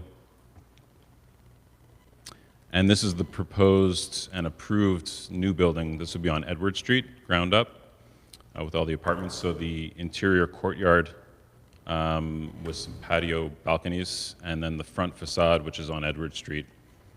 About 4.5 stories, some subgrade there, and it goes up to the top at the 5th floor with like a rooftop sort of patio overlooking. It'll have a really nice Hudson view. This is a rendering of what the adapted, reused building will look like. This is looking on Jones Street. So that's the retail street front, and in talks to put a restaurant in that sort of area that juts out. And we've reserved some of the space back there for artists, basically. This is the plan, old building, new building, and the courtyard in the middle. We've always tried to be pretty thoughtful about building projects that really benefit the community. And in this project, we've got an affordable component, so 10% of the units would be affordable, pegged to 80% AMI. We've committed to using absolute best efforts to working with vendors that are 30% minority and women-owned businesses, and 6% service-disabled veteran groups businesses. We've also heard from a few groups, important groups in the city, the Montefiore Hospital. We have a partnership with them actually to be their preferred housing source. So they've expressed to us that they have a real need for housing for doctors, nurses, orderlies, people to come work at the hospital. It's been a real constraint for their growth, and providing housing for their staff will allow them to build out and grow their service to the community. We also have a partnership with the Newburgh Free Academy, and they're really excited about sending some of their students in through the project to have learning experiences as the construction goes. We've been really lucky that people have got behind the project. We've had support at all levels, from in this room, City Council, IDA, right up through in Albany with several assembly people, state senators, and so forth. And so, as an appendix in the back, we've got a dozen or more letters of support from various officials.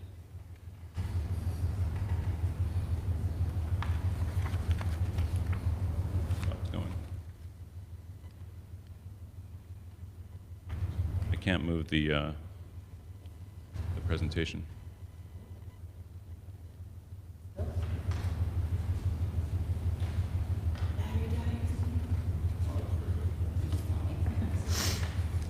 Thank you. Just this project alone, and I know that there's a queue of many worthwhile, amazing projects, and collectively the opportunity is even greater, but obviously we had the cost benefit done as well.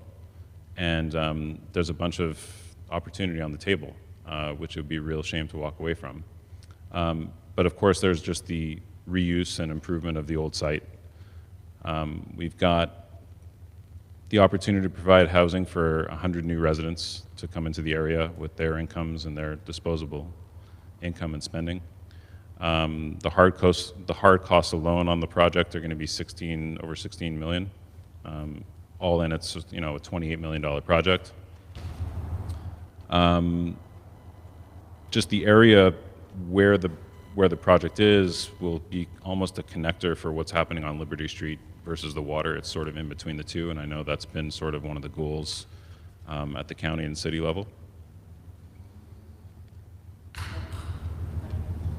Thank you.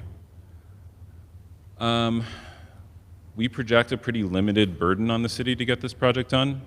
The infrastructure is already in place. We're ready to, have private waste management. And of course, nobody's living there, so there'd be zero displacement of other residents. Oh, sorry. Oh, you were going to? Okay. So this is just a little summary of the benefits that have already been approved by this board. Comes to about $2.5 million. Having a pilot isn't necessarily a reduction in taxes for the municipality. It's really an increase. I mean, the property as it is now is paying very little in tax. As it's built, even with the pilot, it's going to have a net increase in payable tax, of course. Go to the next one. So I did a little analysis last week as this news was coming in as to what the impacts of prevailing wage could be on this project. These are supported by independent studies, but I've got a low, a central, and a high case. And it's important to know that, construction costs are one thing, but as construction costs go up, there's kind of a ripple effect. If your construction costs and hard costs go up, your insurance costs go up. Your fee that you're paying to your construction manager goes up. The interest that you're going to carry on your loan is going to go up. All these things add into a big pile of increased costs. So I think conservatively, it's very reasonable to think that it's going to go up by more than 15%. So if it's between 15 and 25%, take the middle case, and that would represent an increase in cost to us of $3.7 million.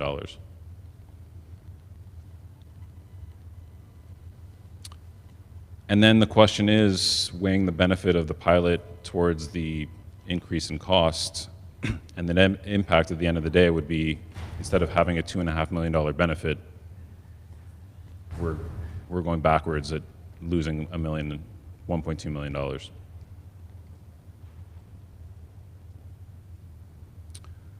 So, that kind of impact, I can't really see the slide, but I mean, I think it's over $60,000 of increased cost per unit. Our contingency on the whole project is less than half of that net negative effect.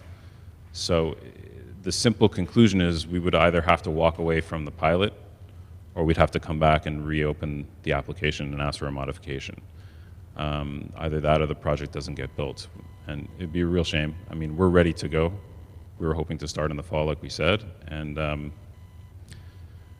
some circumstances out of our control. So I know the board, and especially the previous board that worked with us on this, they believed in it enough to grant the structured tax plan. And I think we're all in the same boat. So I just wanted to put together a little summary of, back of envelope impacts to what we're talking about.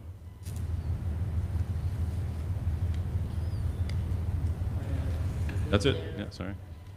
If there's And any then- questions, I'd be happy. Before the board asks questions, just as a update, as Michael did say, the board had approved this. We actually had prepared documents to do the closing on 2 different occasions. 2 different signature packages went out. For a variety of reasons, we didn't get to a closing. We thought we'd be there in December. Then I think we thought in March, February, March as well, but it has not happened. So to his point, unlike the other project,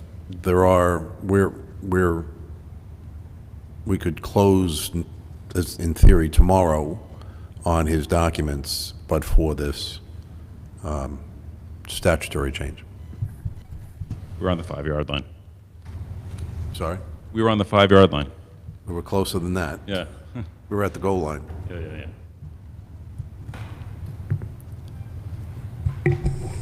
So I saw one of your letters of support was from Scofus. Have you talked to his office at all? What is the strategy at all in any way to? We haven't talked to him. I mean, he's supportive of the project in theory. I don't know if he's thought through the impacts of this prevailing wage, but I know there was a group of us that spoke last week about strategies, and I'm not leading the charge on that, but I think the group is supposed to get back together in the short order. Yeah.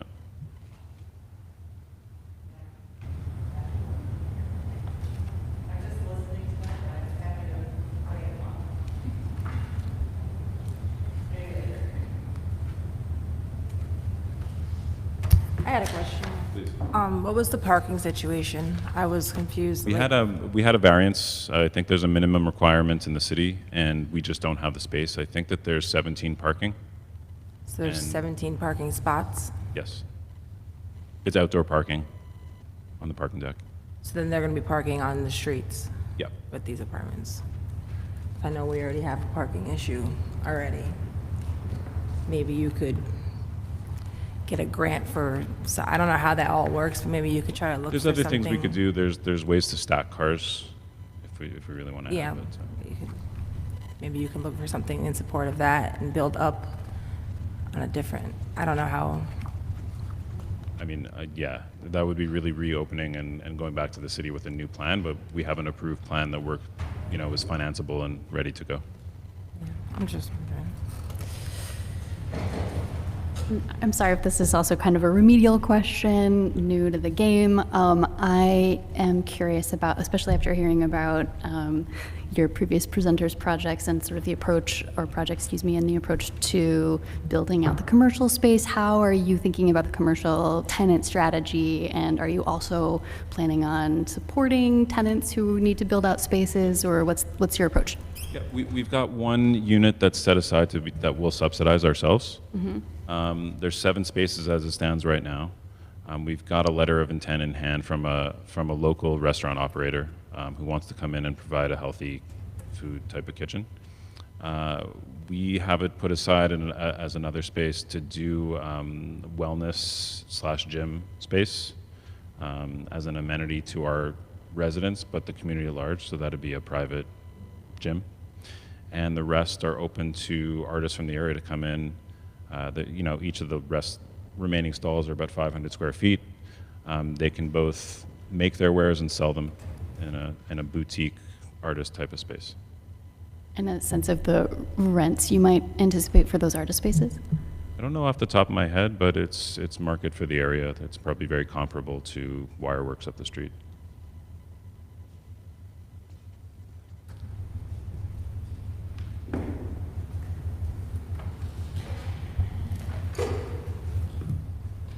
So you said the way you're looking at this now is either leaving the pilot or walking. Where are you right now in regards to what will? It's too early. We're hoping that we'll be grandfathered in because we're so close. We're hoping we can make an argument based on what Bob was talking about before. We're hoping the law gets struck down. I don't know. It's too early to say.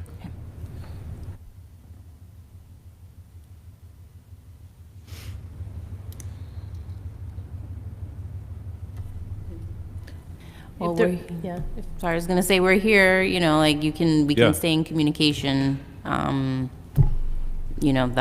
the most I can offer Yeah. you, is that we just keep talking. I think in the coming time, Michelle is our counsel, and I'm sure she'll speak with Bob, and I think information has got to trickle out before we, make decisions. We'll analyze what the real impacts. What I presented is probably a back of envelope estimation, but if we really get in there with our contractor, first of all, I don't even know in the area if there's enough trades in the area that work based on prevailing wage. So, Well, we build at the city. So yes, Yeah. I understand your frustration, but we build things. So it's just not yours. I'm just not Yeah. aware. Right. That's just to answer your question. We have a lack of information right now. At the CTE building is fully union. Yeah, so was the most recent thing So we it's did was the pool and logistics. the. Pool, yeah. Yeah. We're looking at adapting a historic building. That's got a very particular set of requirements that you guys understand. whether we can find the right trades to do this, I really don't know. Yeah, I think that goes back to the earlier question too. Also, if we go to a labor agreement, right? Who's getting this agreement? Your GC or every single trade down the line? So, if there are not other questions, okay. Thank you very much. The next presentation is Liberty Street Apartments. Oh, no one is able to come tonight? Is that, okay. So then we'll go to 104 Washington Street.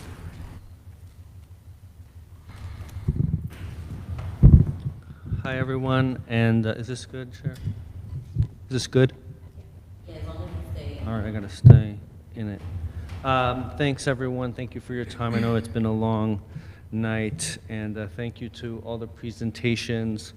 It's really, you know, a story of heartbreak here as all these projects really on the precipice of becoming a reality. And sitting in this room before the IDA reminds me of the last time I was sitting in this room before the IDA, and that was for 96 Broadway.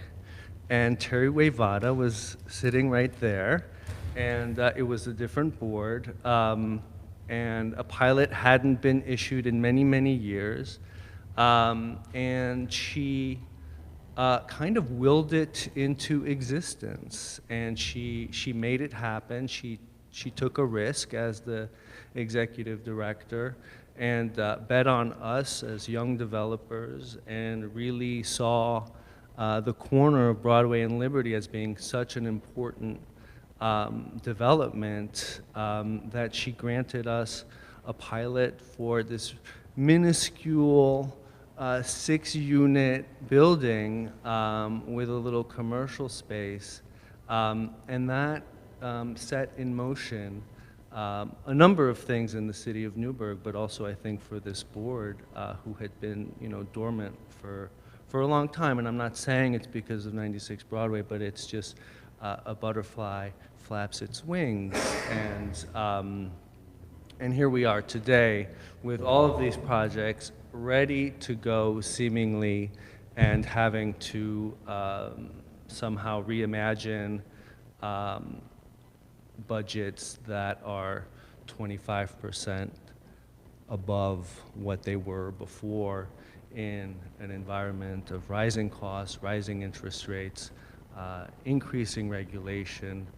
Previous to this, we had already, I remember Local 417 was here when we got our approval. And I remember speaking with him, and it was like, right, there's a labor monitoring policy, like we're already like focused on wages and local labor, and that was really a big part of the requirements of the projects that received IDA approval. And so to add yet another layer is just really heartbreaking. My project is 104 Washington. It's 14 units of affordable housing using all of the same machinations here that you've heard before: PLP program, Momentum Fund, Home Fund. We didn't talk about Home Fund yet today, but that's just another pot of money. It's federal, technically administered by the county. There's a commercial space, 2 of them in theory, an ice cream factory, theoretically, at least that was the idea, right next to, you know, Miss Fairfax, which I started and I'm a partner in. And yeah, we don't know where this project goes today. PLP was in jeopardy for us as well because we weren't ready to go. Our project originally was issued to us as a result of a successful RFP from the Newburgh Community Land Bank. We did disturb some dirt, actually. We tore down a building that was, you know, where bricks were literally flying off when it was really windy. And that was very expensive, but it was done. and all in preparation for, the momentum that you've seen here tonight. And I know Andrew wanted to present, and there are other developers near the waterfront that, are counting on the ability to use pilots to move their projects forward. We all know that we wouldn't be here if we didn't have to be here, right? This is very expensive process, but it's what makes these projects work.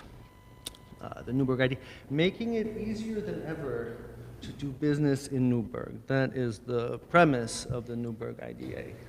And so I would just encourage you to take a stand and lead the charge, help us be the tip of the spear to make these projects happen.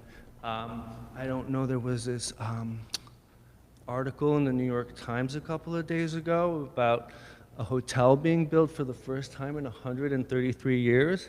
And it's only happening because of the work that the board did here, and that was also a hard fought politically, administratively, and people had to take a stand and vouch for it and make it happen, and it is happening.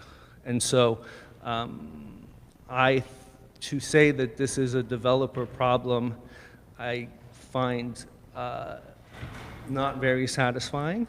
And there is, so far, only money going out of our pockets, and lots of it. And the return on this investment is de minimis, quite frankly. And so there is no more, there are fumes left in this tank. And so for us to come up with a legal strategy, to come up with a vested interest, or talk about home rule or class action. These are resources that are going to be very difficult for projects like mine and others to muster up. And what others have said is just, it's not for us, thank you very much, and they leave. They don't even stay. So that, I think, is just the reality of the sentiment right now in the developer community, is we need a little bit of support. We need someone to stand up and say, we approve these projects, we believe in these projects, and these projects need to happen if we want the Newburgh of tomorrow to come into existence. We've been working on this. I mean, I think we have a permit with the city of Newburgh that's dated 2022. We've been at, their zoning application is dated 2020.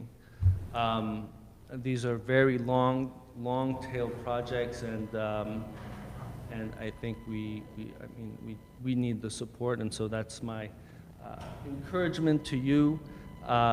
This is quite a small project yet again, but we're collectively we represent, I think, a really important time in development in Newburgh, and you're hearing the same refrain, is that there isn't a 25% slush fund laying around somewhere for us to fill the gap on this. And the funding from Albany is also inconsistent at the moment. So I'm happy to answer any specific questions about the project. I feel like I've presented it many times. I'm sorry if some of you, I don't have the slides or whatever, but it's a box with 14 units and a commercial space underneath it, very similar to some of the others. So happy to answer any questions.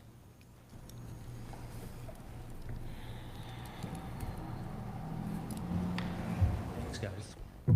Thank you. That concludes our presentations. Moving on to resolutions.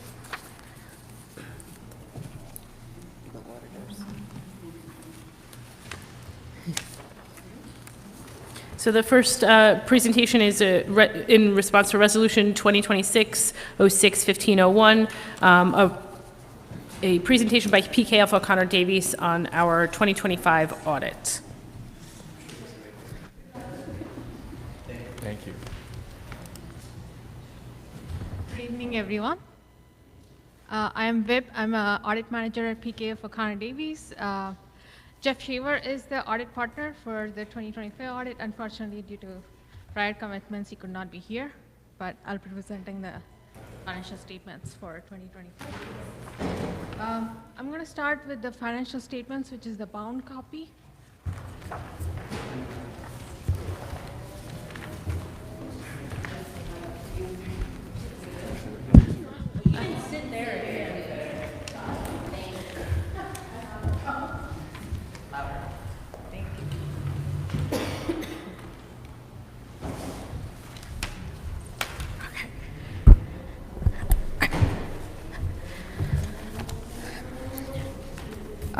Before I start, I would like to thank Chair for all the help we got during the audit, for helping us have a smooth audit. We finished the audit in February 2026. We're just waiting for the board approval till now. If you go to the first page, which includes the opinion that we are issuing tonight, we anticipate issuing a clean or unmodified opinion for the financial statements that I'm going to present tonight. Unmodified opinion is also the best opinion that we can issue. This audit has been conducted in accordance with the United States generally accepted auditing standards. The financial starts at page 4, if you turn to page 4.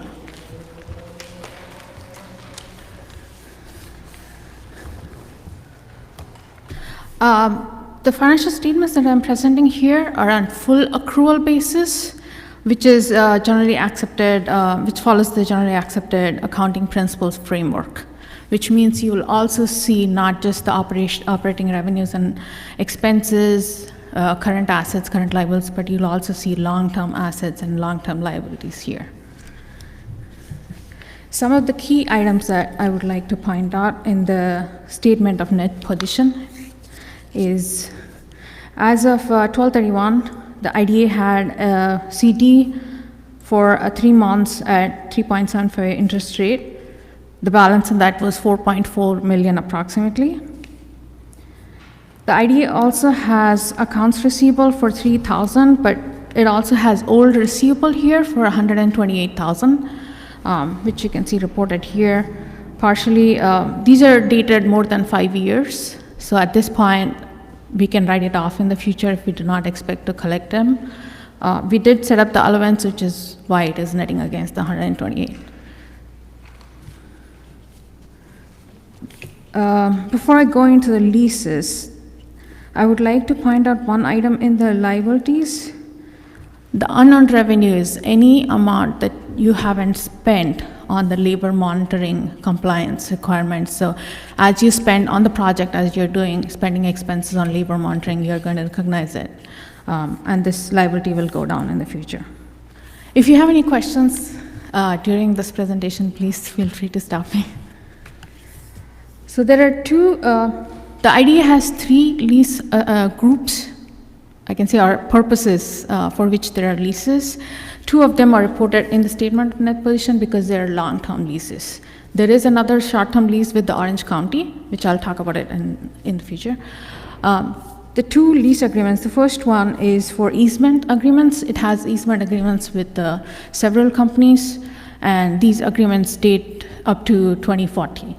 But because the IDA collected fees related to those agreements in advance, it's just booked under deferred revenues for now, and each year, as the revenue is earned, this amount that was already received will be recognized as revenue. Similarly, the other bucket that the leases is for cell towers. So the IDA leases land from the city at no cost. The lease agreement is till 2027. So then the IDA subleases that land to Crown Castle, which in turn leases it to several carriers like AT&T, T-Mobile. So Crown Castle collects the revenue. They take 40% and give 60% to the IDA. So the 60% collection, these agreements are set to mature between 2040 and 2057. Due to the full accrual GASB basis, we have to show all the future payments here. So even though you're receiving in cash payments, we have to show as a present value calculation. So you'll see a receivable that is under non-current assets for 2090682, and then you will see a counter account for it under deferred inflows, that is for 2073920. So basically, they're netting each other. It's just the calculation of PV versus amortization is different. That's why they're slightly off with each other. At the end, you'll still receive cash payments for these lease payments. It's just the calculation is making it look like it's slightly different. But at the end of the leases, what you receive is what you will see as revenue. And if you go to the next page, it shows the statement of revenues, expenses, and changes in net position. The first item is the lease revenue. Of course, this includes the 3 leases we talked about earlier, the easement amounts that we're going to recognize. These are not cash payments, but the advances that you are recognizing now each year, which is around $14,000. And you have a current ongoing month-to-month lease with Orange County for the Armory. This you received $30,921 in 2025 for that lease. The predominant, the rest of the portion, $160,000, is for the cell towers, which you receive each year. The project fee income, of course, it's different for each year depending on the projects that you close each year. In 2025, you closed the project Newburgh South Logistics Center, the details of which are in page 15 and 14. You collected project fee. Most of the income is for that project. The operating expenses for 2025 were $370,000. Most of it is substantially the same as last year. The project expenses vary year to year based on the project. The non-operating income portion is related to the interest income that you receive from the CD and the other regular accounts. Even though it's not that much as last year, but it's still stable because interest rates are still better than what they were before. And because of the way the GASB 87, which is the lease standard, applies, we now show a separate line for the interest revenue for leases. So we started the 2025 with a net position of 5.5 million approximately, and we ended up at 5.9 million, so which is a positive change of 427,000.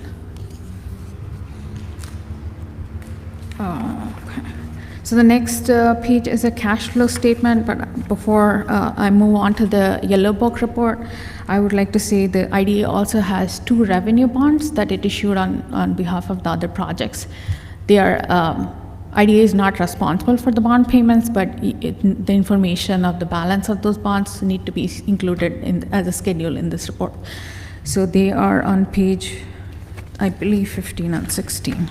There are only 2 outstanding bonds as of now, but you can find the information here. The same information will also be in the Paris report that Cher will be filing.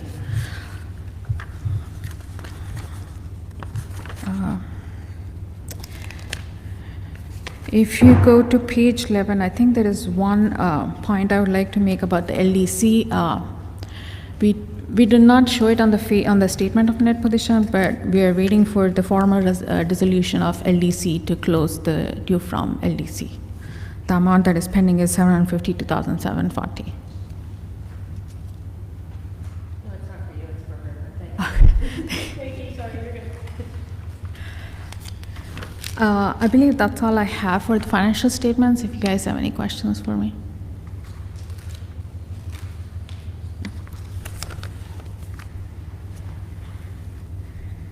Okay. Let me just, again, clarify, especially for the new members. The agency is required to do an annual audit by statute, and the typical conclusion time is February. Why February? Because under the ABO, the Authorities Budget Office, every March, the agency has to submit a Paris report. And the Paris report stands for the Public Authorities Reporting Information System. It's an online report, Having done it on behalf of agencies, it's kind of clunky. It's getting better as it's getting improved. It's still kind of clunky. The thought behind the Paris report was, by the legislature, in 2006, there were all these public authorities, local development agencies around the state, and no one at the state knew what they were doing. And there was an allegation that there was misdeeds. And maybe some of that was true. There have been IDAs, there have been other local developments that have been reported that get bad reports by the ABO, and there's been some criminal actions here in Orange County. There was an amendment in 2009 to that statute that improved the reporting. And so unless the agency does not, is not on a calendar year, your audit needs to be completed in time for the Paris report to be submitted in March. If you do not submit your report by March, you get a letter from the ABO, which the agency has received, saying you haven't submitted the report and you're in violation of the statute. The ABO does not, by way of practice, do anything to an agency until the fall. So you do have a little bit more time, but because there was no quorum, the report could not be made in February. The goal would be to get a written report, approve the report that's being presented to you tonight, that would then allow the executive director to complete the Paris report by the end of the month or sooner, so that you're back into compliance. That then alleviates a real nasty letter from the ABO, which would say in September, if you don't submit by the end of the month, you are going to be relieved of your ability to offer any financial assistance to any project. So it's a serious violation. There were extraordinary circumstances for you not to be able to comply. The report tonight, next year, will be in February, so that you get into the timing of compliance, but that's where you are today. Okay. Sorry. Thank you. So the second report, which I'm going to briefly summarize, is the report to those charged with governance, which we call it the Yellow Book report. It's just to state the responsibilities of the management, responsibilities of the auditor as part of this audit. We just wanted to say that we had no disagreements with the management and we had no difficulties conducting this audit. We also did not note any internal deficiencies. We did not have any material weaknesses or significant deficiencies to report. We did note one matter which is similar to prior year because of the journal entries that also are included in this report, to just have a little more checks and balances to make sure the number of journal entries are limited. So those are the two reports I wanted to present tonight. If you guys have any questions, please let me know. Thank you. Does anyone have questions? I just have one quick one. So in regards to those recommendations of checks and balances, how are we doing that? How are we taking the recommendation and applying it? It's regarding the journal entries. Yes, so I think basically like self-review, some of them could be year-end accruals, and I know lease entries, because of the new GASB 87, we do have some entries that we use our own software to track it called Lease Crunch. But the rest of the entries, it's just making sure on the timely basis they are done. And there's some. Yeah, and we also will reach out to them as well if there are questions on how it should be done or just for help in general. So that's kind of how we try to mitigate that, is by reaching out to the firm. So to answer the chair's question, what should happen now, the recommendation would be that once you get the report, you have a deficiency noted, the next meeting of the Audit Finance Committee would address that and come up with a recommendation to staff in order to prevent that finding from occurring next year. And can we still move forward with approving? Yes. While that, okay, great. Yes. Further questions? All right. Can I have a motion to approve resolution number 2026-06-1501, a resolution confirming the 2025 certified annual audit and the 2025 investment report? So move. Is there a second? Second? Roll call? Aye. Ally Church, Yes. Vickiana Demora, Yes. Gregory Daly, Yes. Megan Galbraith, Yes. Jennifer Gardner, Yes. Nicole Russo, Yes. and Julian is absent, so resolution carries. Thank you, Veep. Thank you. Next resolution is Resolution 2026-06-1502, a resolution approving limited waiver of local labor policy for IV5 Newburgh South Logistics Center LLC project. Share? Yeah, hi Kevin. Sorry that we've taken so long, but we're gonna try to get you up and running now so that you can, we can have you on the screen to present to the board. Just give us 1 second. I don't even know if you wanted your camera on, but just give us 1 second to pull you up to the board.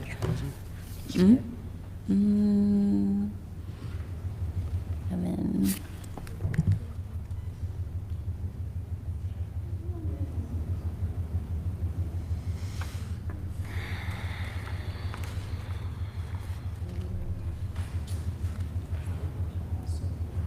So I might jump in while we're doing the technical stuff, just for the new board members.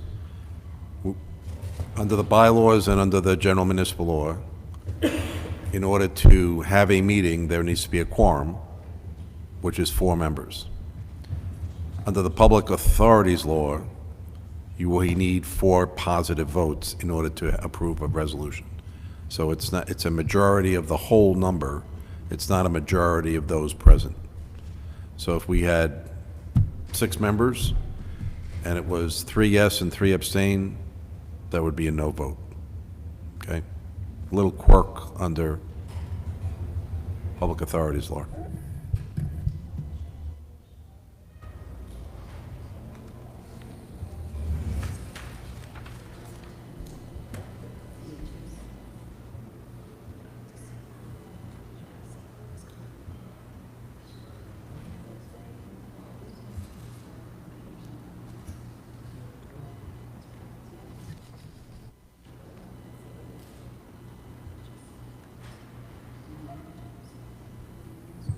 And the gentleman we're trying to get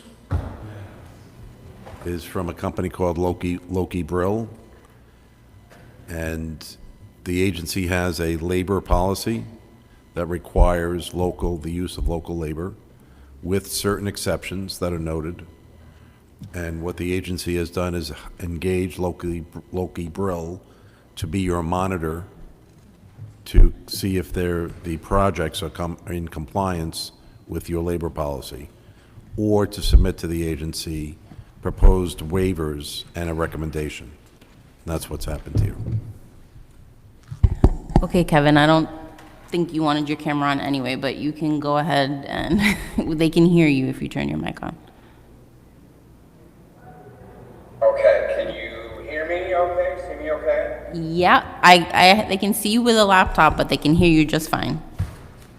Gotcha, okay. So, I have a waiver here for the IV5 Newburgh South Logistics Center. This was an exception request submitted under the significant cost differentials category. So the company, Phillips Construction, is the company that they're seeking a waiver for. They're based out of Wyckoff, New Jersey, and they'll be performing metal framing work at the Newburgh South Logistics Center on South Street in Newburgh. Project reached out to local contractors for bid, and ultimately Phillips' price point was 30% lower than any of the local contractors. The project supervisors with R.C. Anderson had direct dialogue with the Carpenters Union. Sorry, am I hearing something? Or was that feedback maybe? No, keep going. Okay, sorry. So, the project supervisor from RC Anderson, which is the GC, had direct dialogue with the Carpenters Union to find a local company with a better price. Unfortunately, they were unable to do so. Initially, the project was at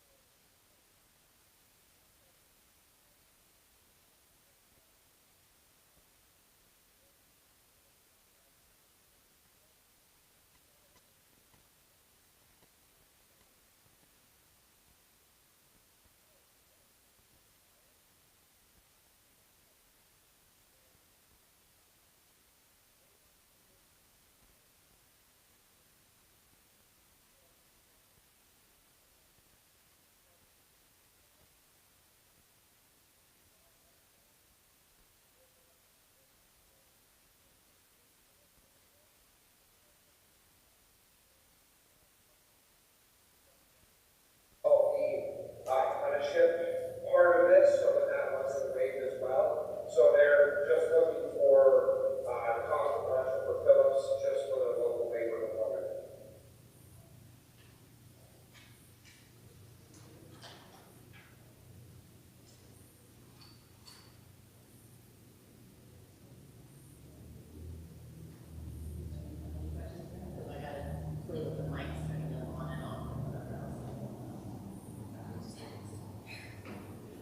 We're just figuring out, Kevin, if we have questions for you, sorry.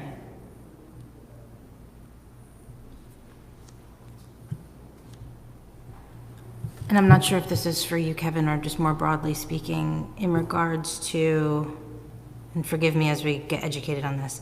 So, in this scenario, before the prevailing wage changes, this, so I'm looking at this in regards to, so how, in the context of what's happening, does this impact our decision to be able to approve or not approve? Kevin, I'll take this. So because this project started last year, Okay. our position would be that the prevailing wage in the budget requirement doesn't apply to this project, because they've already not only received the approval, they closed, they've started, they're underway, they're almost, they're in reach of completion. Again, the local labor policy says you should use best efforts to use local labor, unless you fit into one of 6 exceptions that are set forth in the policy. This is, and you also have an apprenticeship requirement in your local labor policy to encourage apprentices to be used so that they can go and have a good paying job. And Matt is a steel, right, guy? Matt Stoddard steel? Is he steel? Matt Stoddard is, he's the steel union, right? Oh, I don't know anybody. Yeah. Yes, Steel, yes, sorry, yes. I didn't understand. So he's been to the board on more than one occasion supporting the labor policy as being one that should be used throughout the state because of your apprenticeship program. Here, the bids came in too high, as Kevin explained. Their local, in New Jersey, contractor can do 30% cheaper. But instead of just approving that, they also worked with Kevin's team, and were able to get 2 apprentices as opposed to 0 of the 10 workers. So there'll be 8 workers from outside the area, but 2 apprentices from the area that will now learn a trade on the job. So I guess my question is, how long is the job? Like, what's the duration of work, and how would they when would they lay them off? How would that work? If you have 8 workers, you have 2 apprentices, how do you keep them going? How long is the project? How long is the work that you guys are doing? That's a Kevin question. So they were on site in totality for those construction for about a period of 4 months altogether. And so I wasn't sure the other half of your question. So you said you're gonna have 8 guys and 2 apprentices. So usually when you have like a project labor agreement, you'd have to get rid of other workers before those 2 apprentices. So I'm like wondering to what extent, like if you have 4 guys now, like if it gets slower, how long do you plan on keeping them? Who is monitoring these apprentices and making sure that they're staying on the job and they're not just getting laid off 2 months in? Well, the company had paid for them to assist Phillips Construction with the labor on the project.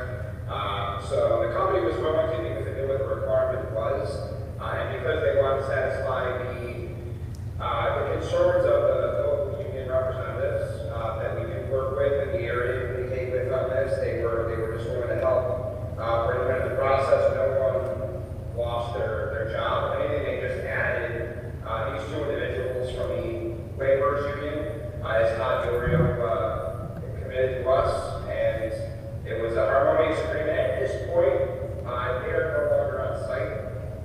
This waiver request was submitted many months ago, so we're just kind of reviewing it after the fact. So they are no longer on site at this time. Okay.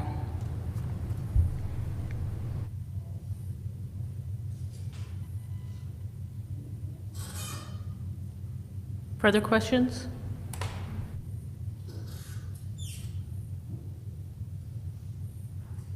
All right, hearing none, I'll seek a motion to approve the resolution. So move. Second? Second. We'll do left again. So Vicky was first and who was second?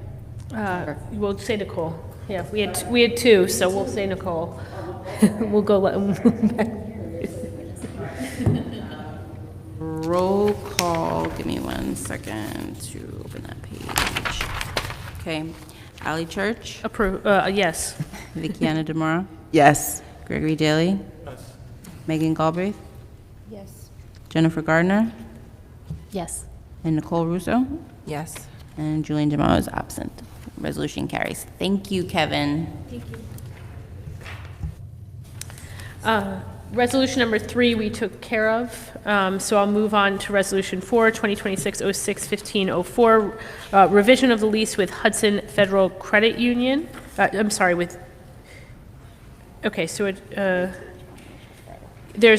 Yes, so on the agenda, it says Hudson, but the resolution I'll note, and the actual name of the bank is Heritage, so we'll note that. Discussion, Cher, do you have background? Basically, they just changed their name. Oh, okay. I think they just added the federal part in there, Bob can correct me, and they thought it would be a simple, like, hey, can you just sign this document and, update the lease with me? And then I asked Bob, and Bob said, no, you all need to formally approve that. So it's just formally approving the lease agreement with the new name. If you have anything else to add, that's what it is. Do I have a motion for approval? So move. A second? Second? Okay, roll call is Ally Church? Yes. Gregory Daly? Jennifer Gardner? Yes. Julian DeMaio is absent. Megan Galbraith? Yes.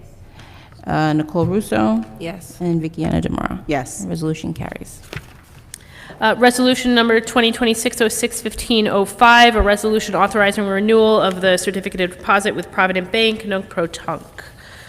Quickly, update? Sure.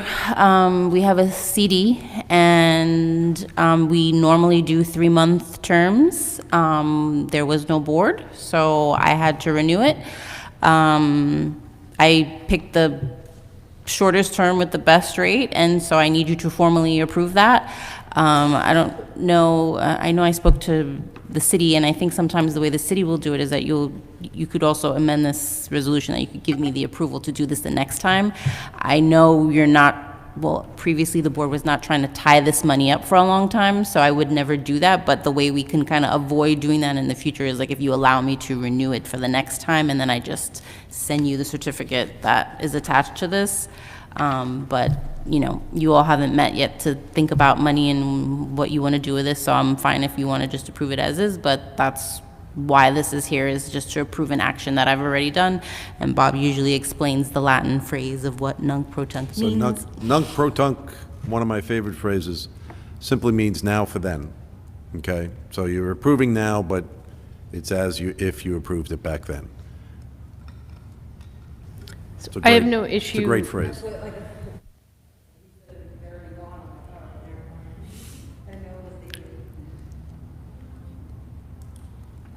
It was a 3-month the last time? I've been doing 3 months all the times. I've never done anything other than that. 3 months just always seems to be the best rate. So it's short enough that it's the best rate, and it's not long enough that if you all want to do something with it, we would probably need 3 months minimum anyway to come up with a plan. So I think it works. So did it renew again? It renewed in May, and then it matures in August. So I renewed it. Okay, so then, if I can suggest to the board that we amend this to include February and May, Okay. Yeah, okay? because I renewed it in February when there was no board either, yeah. And then you approved it in May, so what, do you know what day that was? You find out? Oh, yeah, I can give you the, So, I can give you the. I'll edit this after you approve, assuming you approve it, I'll edit it, and so the written one will have both February and May. And May was open 5/20/2026. Okay. just building on that idea, why not amend to include the August renewal as well? And then we have, in the event that we do not meet, or given that we don't have a schedule for the summer yet, and then we have a little time to talk about what the future plan looks like. I have one question with that, and Yeah, that's and- if we move towards any sort of lawsuit or joining a lawsuit, do you expect that would be before August, so we would know? I would like to talk to you about that in Okay. executive session, so So. we can amend. Okay, can we amend this, so, Yes. and then if we take it back in July, that's? Yes. Okay, how about that? Yeah, that's Okay, so I'm looking for a motion for Resolution 2606-1505 to include, though, the February, the May, and the August renewals. It's a motion. So move. And a second? Roll call. Ally Church, Yes. Vickiana Demora, Yes. Gregory Daly, Megan Galbraith, Jennifer Gardner, Yes. and Nicole Russo. Yes. And Julian Demara is absent, so resolution carries. Okay, that is the end of that portion of the agenda. Moving on to old business, the contract for the executive director. Do you just need it signed? I just need it signed. Okay. Megan or I So can do that. Megan or you can do Yeah. it. I just would like to leave with it signed, that's all. Will do. I just want to bring to the table one thing to consider the next meeting, or I don't, whenever. When we were going through the audit, I was not aware that about the bond for Borny Kenny. I just want to make you aware that that property is being sold. I don't know if there's something that we need to do related to that. So, period, that's it. We do not. As part of the sale, they have to get consent of the bond trustee. Okay. And my sense would be they probably would just pay off the bond because there's only a few That's what- years left. That's what my friend to the right So suggested. I would think that it'll be defeased in somehow. Okay. But we should get notice, but since we're not involved, it's a bond trustee, we may not get notice, but we should be asked. Anything else for old business or new business for the next meeting? Okay, can I have a motion to enter executive session? So move. Second? Second. All in favor? Aye. Aye. And any opposed? Okay.